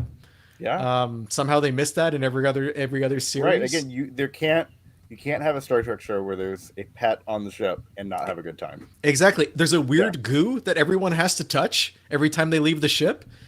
That doesn't make any sense, but we're doing it. Yeah. Imagine if Battlestar Galactica had a weird goo. That would have been next level. Yeah. No. See. Yeah. There you go. Battlestar Galactica and weird goo. Yep. So anyway, point is, I think we all concur about it. This has been pretty unanimous so far. So, all right. So here we go. All right. So next we have Strange New Worlds versus Discovery. Oh, I thought Discovery had amazing characters that were never given anything interesting to do. I have only seen up until season 3 of Discovery. That's where I tapped out as well. Yeah. I really liked the premise, and I really liked the people we were shown, and then it was like the plots were, I don't know, they're kind of boring. Just like they had the whole universe, and this is what we ended up seeing. What I like about Strange New Worlds is characters are good, storytelling is propulsive. It's more episodic, so you can kind of jump in and out at any time. The third season, or whatever the season is now, I think it's the third one. It's kind of rough. It's not as it's uneven in the way the other seasons aren't. But I enjoyed the first two enough for me to cast my vote for Strange New Worlds. Yeah, from what I've heard, it seems to be quite a bit better than Discovery. Though again, I know it got supposedly Discovery got better once they jumped into like the far future. See, that's what's super weird. It's like they ran into so many canon problems that they were like, okay, we're going to solve this We're by gonna just throw you into the 31st into the century. future, and then everyone Right. in the past signs a document that says we'll It's never like, talk nope. about this. Yeah, it's like we're not going to talk about Discovery ever. again. Yeah, and then Spock's like, I'm never going to tell anyone, not even my closest friends in the universe, Right, that I have a I sister. have a weird half sister. Yeah, it's never going to come up. Like, Okay, hold on. So is that the show that where they redid the Klingons? Yes, Okay, that's the one that everybody hates. the weird Klingon design, then they had to backtrack it, kind of. Yeah. yeah, Yeah. yeah. So it's again, it was fine. It looks great. The show looks like the show looks the amazing. production design is amazing. Yeah, And like I said, cool characters. But yeah, very cool characters. Everybody was interesting. They just didn't really have much to do that was interesting. So it's too bad. yeah. All right, Sandra, do you wanna vote, or we? So yeah, we're all going Stranger Worlds, right? Yeah, I think I'm going straight. Right. All right, it's unanimous again. All right. So Stranger Worlds is moving on. All right, so finally, for the first round, we have Short Treks, which is technically a series. It's on the Wikipedia article. It is technically a Star Trek series. It's just little shorts that kind of were concurrent with Discovery a little bit. We're just weird little anthology things. Versus Star Trek Prodigy, which I don't think any of us have seen. I haven't seen any of the short treks either, so I can't vote. So I'm gonna have to- I saw Prodigy's first the new season. series, right? Prodigy is the new one that has Janeway in it, and it's like animated and is Oh, man. more geared towards children. Kids Yeah. seem to like it, but I don't know anything about it other than that. Apparently, it's really good. Like Okay. people are very happy with how it is. It is definitely geared younger, but the characters are great, and it seems to be good apparently. So But I you're don't saying know. you're going to wipe Discovery completely off the board here, aren't you? I mean, yeah. Well, again, Short Treks was a variety of things. It tied in with Picard at some point. Oh It was man, the well only then it's good part gone. of It's gone. Picard. It's No, gone. it was the only good part of Picard. 'Cause Okay, it was setting up stuff. It was canon, right? I mean, that's the whole thing. Is that it's Yeah, all it's all canon, but it was because it was talking about the attack on Mars and everything. Like that was Okay. cool. That was an interesting idea. It was just so the actual little short they did of it was better than the entire Picard series. That's so sad. But a lesson for us Yeah. all in that. Yeah. Yeah. So, all right. So I think we're all going. Are we all going Star Trek Prodigy? I mean, Yep. I haven't seen either of them. I've seen the first season of Short Treks, I guess. I haven't seen any of Prodigy either. So Short Treks was a mixed bag, I think, in terms of quality. So yeah, I guess Prodigy. I mean, I've been overruled anyway. So all right. So that brings us to our next round. We have the Next Generation versus the original series. I know how that happened. It's Oh my tough. god, how is this in the fucking second round? What the This fuck? is like having to choose between mom and dad. Like I don't know. Right, or your favorite children or something. Yeah. Yeah. Well, no, there's always a child you like less. I think that's. There's always a child you send into the mind to light the fuse, right? So the question comes down to Kirk or Picard. TNG is my favorite Star Trek series, so I'm sorry. I watched in 2 or 3 weeks. I watched all of the original series. I was like, this is not bad. There's some good stuff here. I still like TNG better because I grew up on it. So I would take movie So- Kirk over Picard, but I'm not Yeah. sure I would take series Kirk over Picard. particularly if I wanted to survive a given situation. As long as you weren't wearing red, you were probably okay. Yeah, but maybe I walked by someone wearing red, which feels equally dangerous Right, on and then the you get, Enterprise. and then you get slapped by an energy being or something. Yeah. But funny enough, I have a shirt or I used to have a shirt. I think I got rid of it, but I used to have a shirt that was a red shirt that said, "Spoiler alert: everyone dies." That's good. That's good. I don't know how to vote because I like them both a lot. But which I think one do you like better? I think TNG is a better series overall. Yeah. I think the movies for the original series are way better than the Next Generations. Except for First Contact. I think First Contact gets a lot of love because it's so much better than all the other ones. Well, that's what I'm saying. But that's it's like the a only low good bar. TNG movie. Yeah. Yeah. Low bar, dude. Yeah. Don't forget, this is a movie series that gave us an entire movie about alien plastic surgery.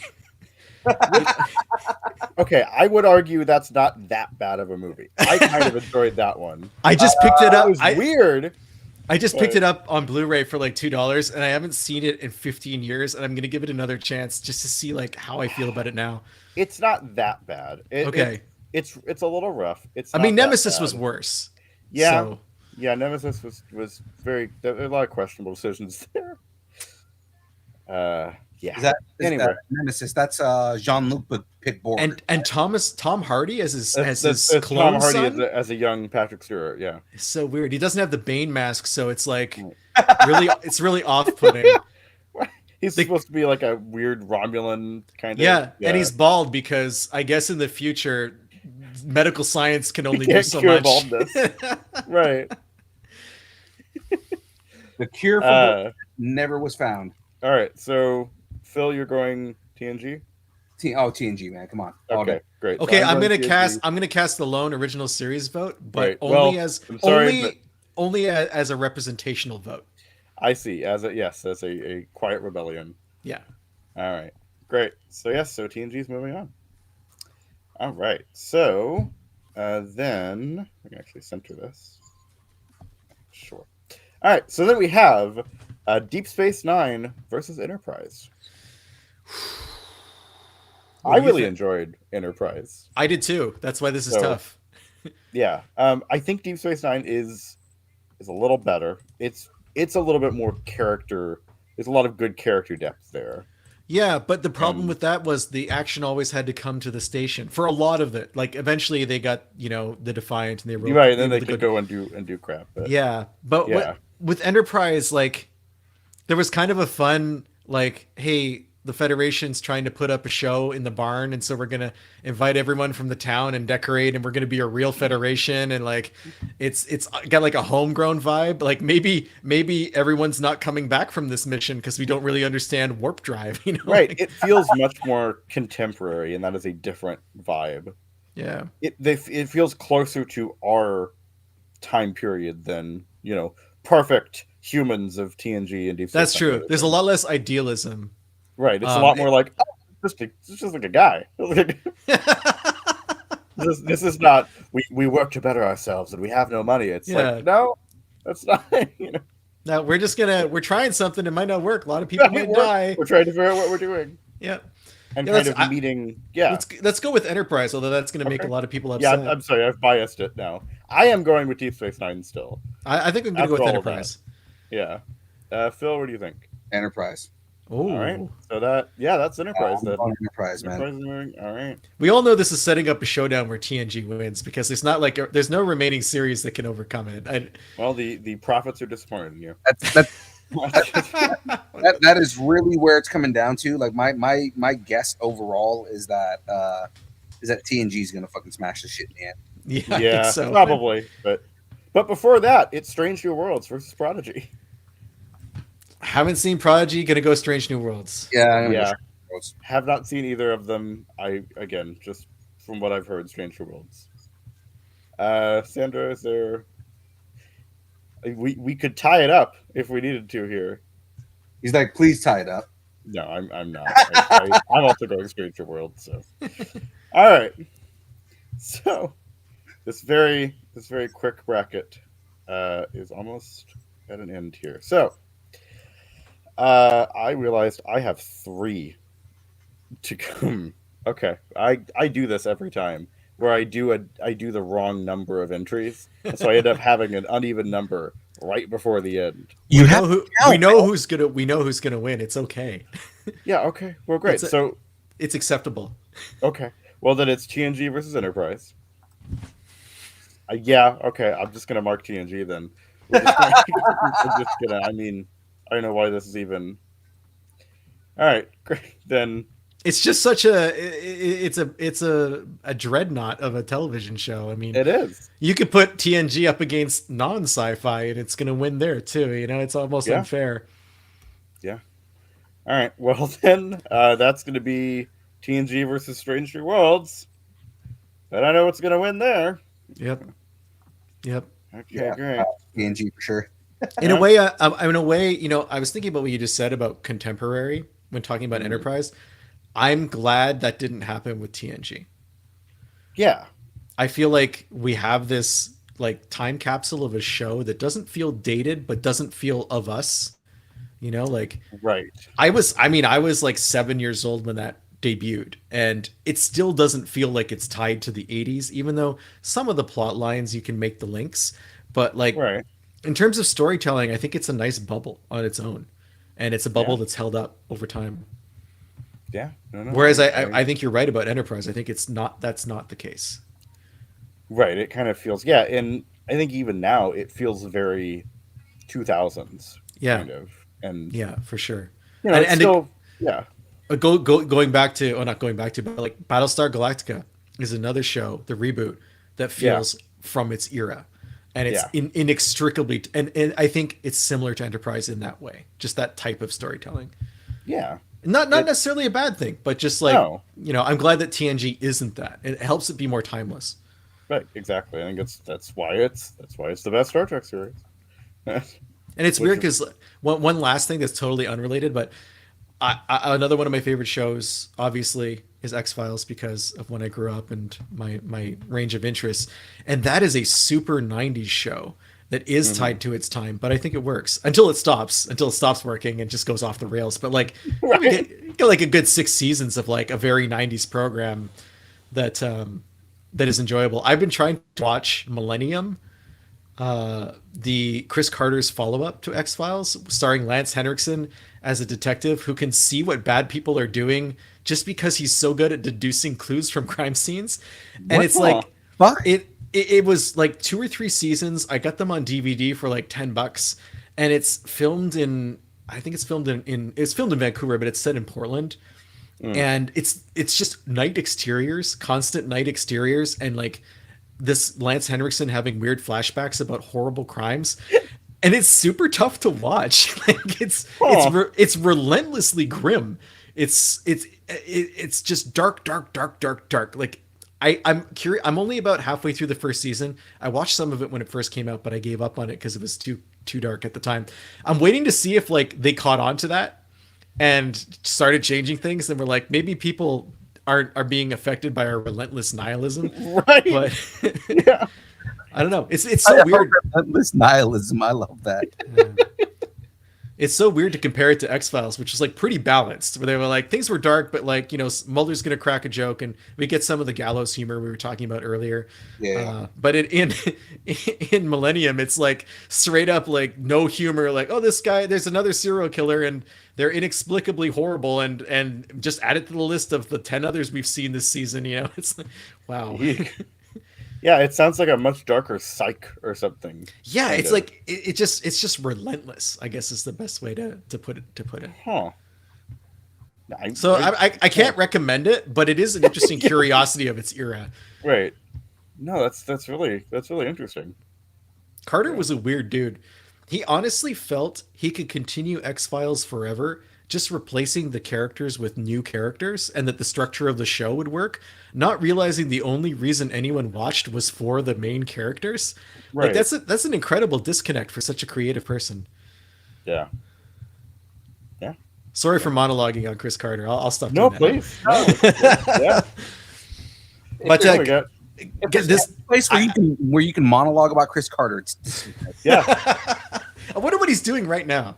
Like right. Oh, I'm gonna look up what does Chris Carter? No, Like, is he thinking about like a triple reboot of X-Files? Is that like the next? He hasn't done much. Sure, he is. yeah, I wouldn't be surprised. I would love a geriatric X-Files where they're in their 80s. That's the next thing I would watch because like I've been burned too many times by, middle-aged X-Files. I need like a radical look at the future where they solve crime. It's like remember when Dick Van Dyke had all those shows where he was solving crimes from like retirement homes and stuff like that?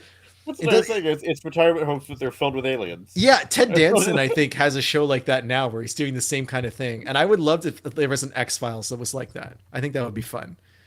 Like, how in Murder, She Wrote, there were so many murders in that tiny Maine town, and like no one ever suspected that maybe Angela Lansbury's character was behind it. Right. Right. She was the common thread of all the bad stuff happening in that tiny town. So in the X-Files retirement home, it could be the same thing. It's like Fox Mulder is the ultimate serial killer. And since he's been exposed to all of these, aliens and ghosts and whatnot, he has a million ways he can get away with the crime because he can make it look like it was a poltergeist or an abduction or a Sasquatch. That would be fun. Yeah. That's good. That's Oh, man. We'll go pitch it. Yeah. Except, every episode ends with someone breaking their hip, so it gets predictable. Right? Like, I broke a hip because a Sasquatch pushed me. I broke a hip because a poltergeist flipped the light switch. It's like, come on. Oh, my hip ain't broke again. Roll credits. It's like short treks. It's this interstitial X-Files. It's Mulder and the mystery of who broke their hip again. Right. It's like It's Gertrude. It's Gertrude. We know it's always Gertrude. It's a choose your own adventure book, but like every ending is you broke your hip. Right. Guys, I'm gonna bounce. I really enjoyed this. This was a lot of fun. You've rejuvenated my evening. Good. And thanks for letting me come on and say all kinds of weird stuff. Definitely. No, And yeah. if anyone listening wants to check out the book, modeluncomic.com, October 7th, but you can go there now and sign up to be reminded, which is always helpful for the algorithm. But yeah, Model UN at a high school in the 90s, aliens show up, weird stuff happens, and I hope that you like the book as much as I enjoyed writing it. Awesome, man. Before you leave, I was gonna say before you leave, give everybody your pluggables, man. Where can they find you if they want to learn more about you and what you're doing? Sure. The easiest way is benjaminhunting.com. That's my website that has my journalism stuff, some music stuff, and comic book musings. Like I have a lot of backstory on all the comics I've written and kind of the process that I go through. And on social media, honestly, it all feels so poisonous these days. I spend time on Instagram because no one's really mean to me there. It's mostly just, yeah, well, I don't mean like specifically me, but just in general, people seem to be less nasty on Instagram. Unless you're popular, in which case your account is a cesspool, but I'm not, so it's cool. You can find me at Hunting Benjamin. That's I post random pics of weird stuff I see in my day-to-day life and a lot of movie screenshots because I'm that kind of guy. And that's the best way on social media. I'm on Blue Sky as well, but I've had some weird encounters there that have kind of put me off text-based social media for a while. So, yeah. All right, fair enough. Blue Sky's got some weird stuff happening there now. Yeah, I mean, I like the idea of the platform, and I think it has a lot of potential, but I just had some encounters that made me question things like parasociality and the relationships that you develop online with people that maybe you don't really know. And I retreated to the stable world of Instagram where I'm just posting photos and like and videos of my cat and stuff, like legitimately doing that, not just referencing that. So that's a safer place for me. Nice. Cool. All right. Well, it was awesome meeting you. You're welcome back whenever. Thank you. Thank you so much. Yeah. And before you take off, just so you see, the Orca is done. Oh, magnificent. Only one barrel though. Oh, I see them. They're in the back because you're going to need at least 3. I've heard. Yeah, they're all in the front right there. Perfect. So does it come with a tiny quint? Yes. Yes. That machete's not going to help him. At all. It's Chekhov's machete too, because we get to see it in the side of the boat like real early on, and we know it's coming, but good luck. That's awesome. No, we'd love to have you back. We have a kind of a gaming show where we play we have people host game shows and things. Cool. And we'd love to have you for that. Cool. Yeah, that would be a lot of fun. Yeah. Anytime you want to come back on, man, you're more than welcome to come on to the show. So Thank you very much. let us know, and we'll schedule you on. All right. Have a Awesome. good night, All right. guys. Absolutely. man. See ya. Have a great evening. Bye. That was good, man. No, that was great. It's a good conversation. The book sounds fun. I'm very It really does. yeah. Oh no, I'm definitely curious. So it sounds like Geriatric X-Files, but at a school. Geriatric X-Files. Oh, it's so good. So where are we at? Oh, we only have one person in the chat, and it's just me and you. Yeah.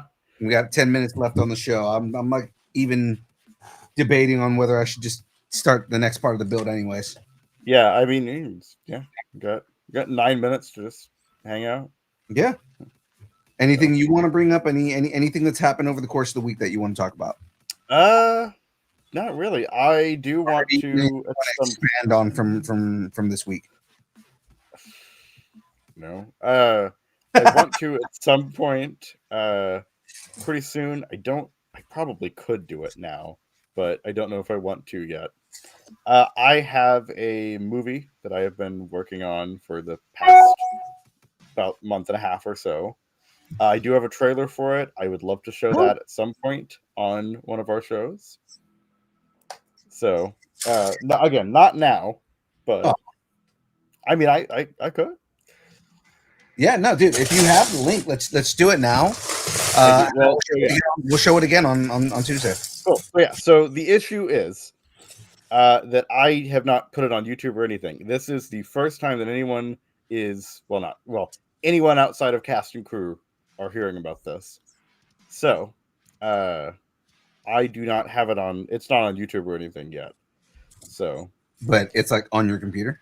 Yeah, so I can show it. Yeah, again, that's up to you. Sure, why not? So, let me get to it then. Yeah, we have 7 minutes. I might as well. Scope world premiere. Yeah. So, let's see. All right. So, this is a. If you have been following me specifically for a while, you'll kind of know what I'm going for here. So, for a while, I've had a kind of it's 2 films so far, but a series of fantasy short films that I've made with my father. And basically, my pitch is it is a fantasy buddy comedy. So, fantasy buddy comedy. Yes, and this is the 3rd and final one. Technically, this is a prequel to the other 2 because I have to be that kind of person. So, all right, and this is. Let me see if I could actually do this. Oh yeah, here we go. I can totally just share a media player. Okay, let's see if that'll. There we go. All right, cool. So this is the trailer for Road to Chaos, new map, Who Dis. New map, Who Dis. Okay. All right. Actually, see if I can. No. Where is the audio? Oh, you can't hear the audio? No. Okay. All right. Well, this is finagly, but let's see here. I'm trying to. I don't know. I don't know why it wouldn't be. I might have to figure this out later. Let's see.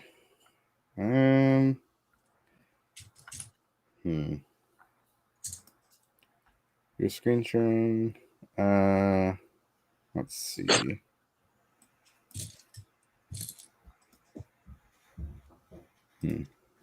Yeah, I don't know. I can also let's see.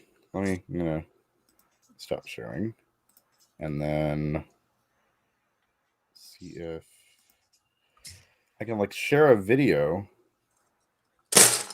Hmm.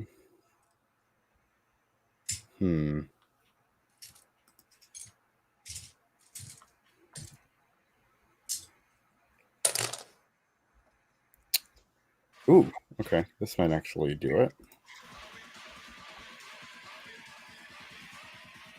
Sandra's asking, "What am I making for game night?" I honestly don't know yet. I haven't figured that out yet.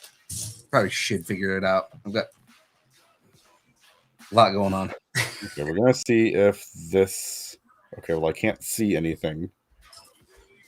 It's just so that's probably not going to work, is it? Yeah, I can't see anything on this end either. Yeah. Okay. Well, I will figure it out, or I will. It will be uploaded to YouTube fairly soon, so we'll do it then. But this is, I guess, soft announcement of Road to Chaos, new map Hudis. I love this. I love the sub name is new map Hudis. Well, the other one, so the first one is just called Road to Chaos. Mm-hmm. The second one is Road to Chaos Law and Orca. Law and Orca? Yeah. That's great. This one is new map Hudis. So. Oh man, I'm assuming these are comedies. That's what I said. They're fantasy buddy comedies. Okay. So it's kind of almost a Hot Fuzz situation, but fantasy. So tell me more about the characters in it. Like, okay, so because I'm not familiar with your other films, so right. I'm unfamiliar with your other films. Yeah, you may have to send me links to those so I can watch them. I definitely will. So basically, I play a stuck up, kind of annoying, unintentionally elf, who gets on the nerves of our other character, who is a human, just kind of human warrior, named Edmund. So I'm Bravin. My father plays Edmund. And Edmund is constantly frustrated at everything, but especially Bravin. And so it's basically just their dynamic, and them, the whole kind of thrust of the whole series is them trying to find this mythical lost city that they've been assigned to go find, and slowly over the course of these 3 movies developing a very reluctant friendship. So they've been assigned to go find. So what is it that they do? They're kind of just like freelance adventurers. So it's kind of a D&D situation. Okay. So they're kind of just freelance adventurers. Bravin is, has been with the like Elven Council and whatever for a while and kind of doing jobs for them, and then Edmund is just trying to get by, trying to get money and things. And so, but they get assigned to this thing together, and chaos ensues. Hence, Road to Chaos. And Edmund is just he's just a warrior. He's not a bard or anything like that. He's just like a human warrior. He has some secrets. That's some things he doesn't want other people to know that are explained in the second film. But I won't spoil anything for you. So he's secretly in love with an orc, and so that's kind of the main pitch here. I like it, man. I like the idea of this. And I've been doing it for a very, very long time. I think it's been 7 years since the first one. Oh wow! So, about 7 years ago, was the first one. In I believe 2020, the second one was released. Law and Orca was released, and then this one is completing the trilogy. So, okay. Yeah, I definitely need links to your first 2 movies. Yes, so you will definitely have them. So I'll put them in the actual chat here too, or not the I put them in the stream chat if I really want to. Put them in the stream chat, so then that way, all the listeners can, or all the viewers and everybody, anybody who watches this later can go back and watch it. Yeah, so I'd have to get on my phone here and actually find them. But now those are on YouTube. Yes, the first 2 are already on YouTube. They've been on YouTube for a long time. So, and they have a severe lack of views and engagement. So I would love more attention on those. Gonna need you to start reposting them, buddy. Well, well, I will be doing once the 3rd/0th one is out, I will be doing a full like supercut of all of them in chronological order. So Okay. that will be like the full story. That might actually reach something approaching an actual film. So How long are each of these films? they're on average about 15 minutes. So 50 minutes? 15. 15 minutes. 5. Yeah. Okay. They're short films. So Okay. So yeah, so like together we're probably looking at maybe an hour or so together. So Okay. so yeah. No, that sounds like a whole lot of fun, man, and I definitely want to check these out. All right. And I think that that's also something that we should push out to the rest of our audience. Exactly. That is what I was thinking. I'm trying to promote, trying to market. So in this process, I've actually put together a whole bunch of this waterway that I'm starting to work on here. Yeah, no, I can see that. But basically, what I'm building here now, it's the water that the boat goes on.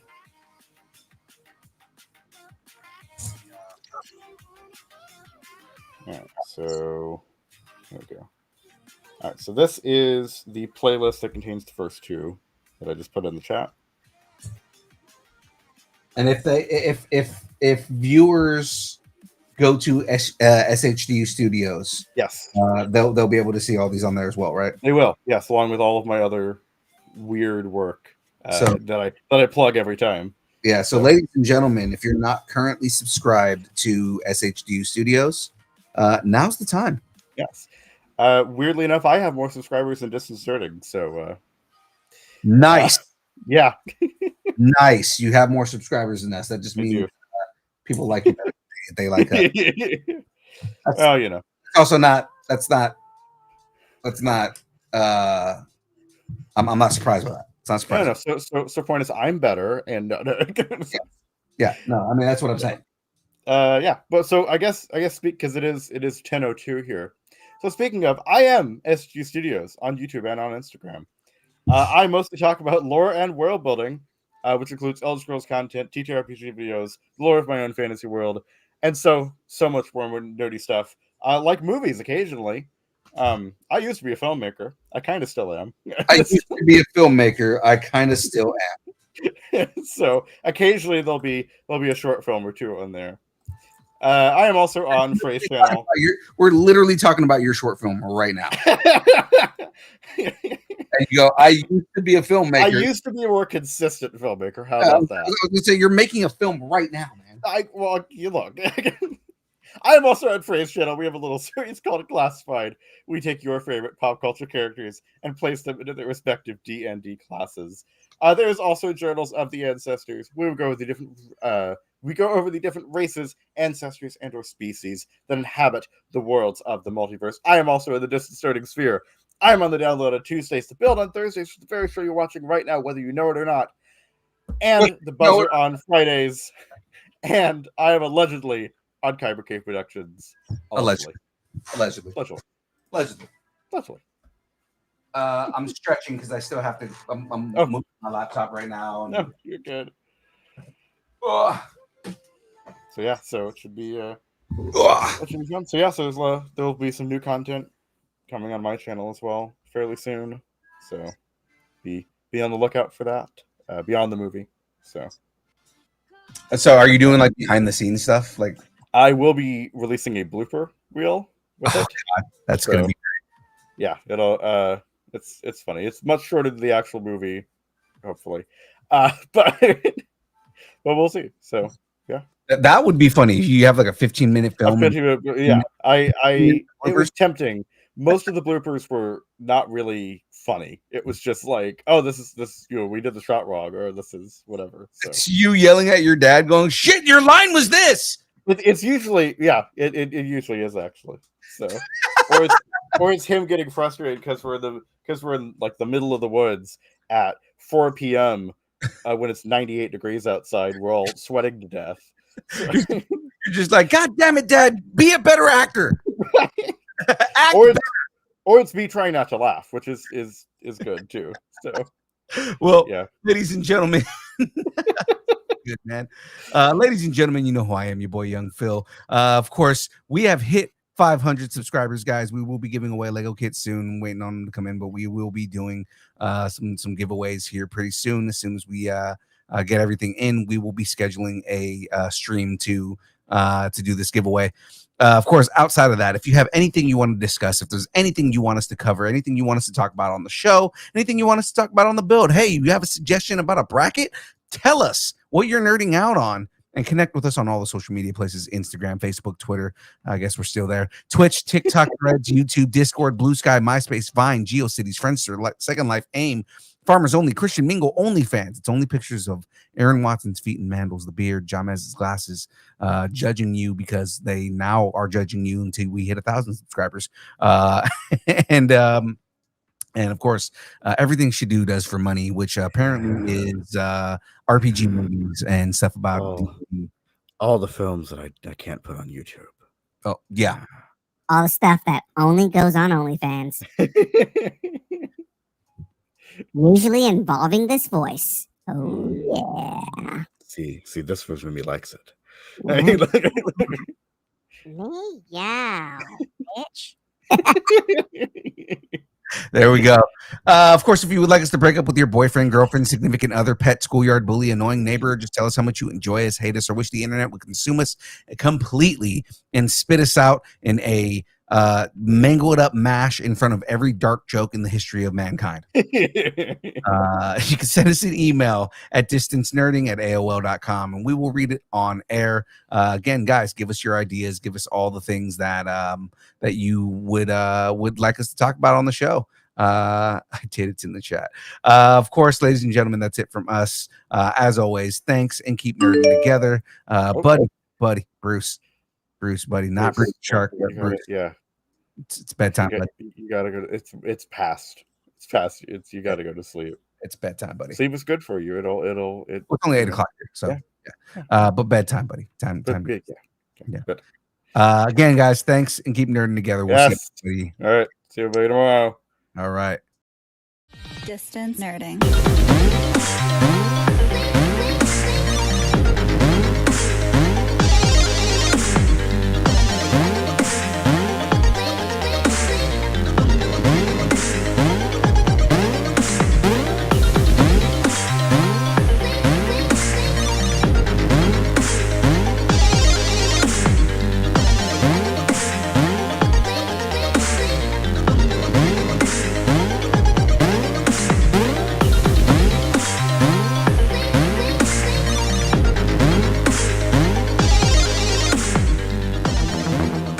Thank you.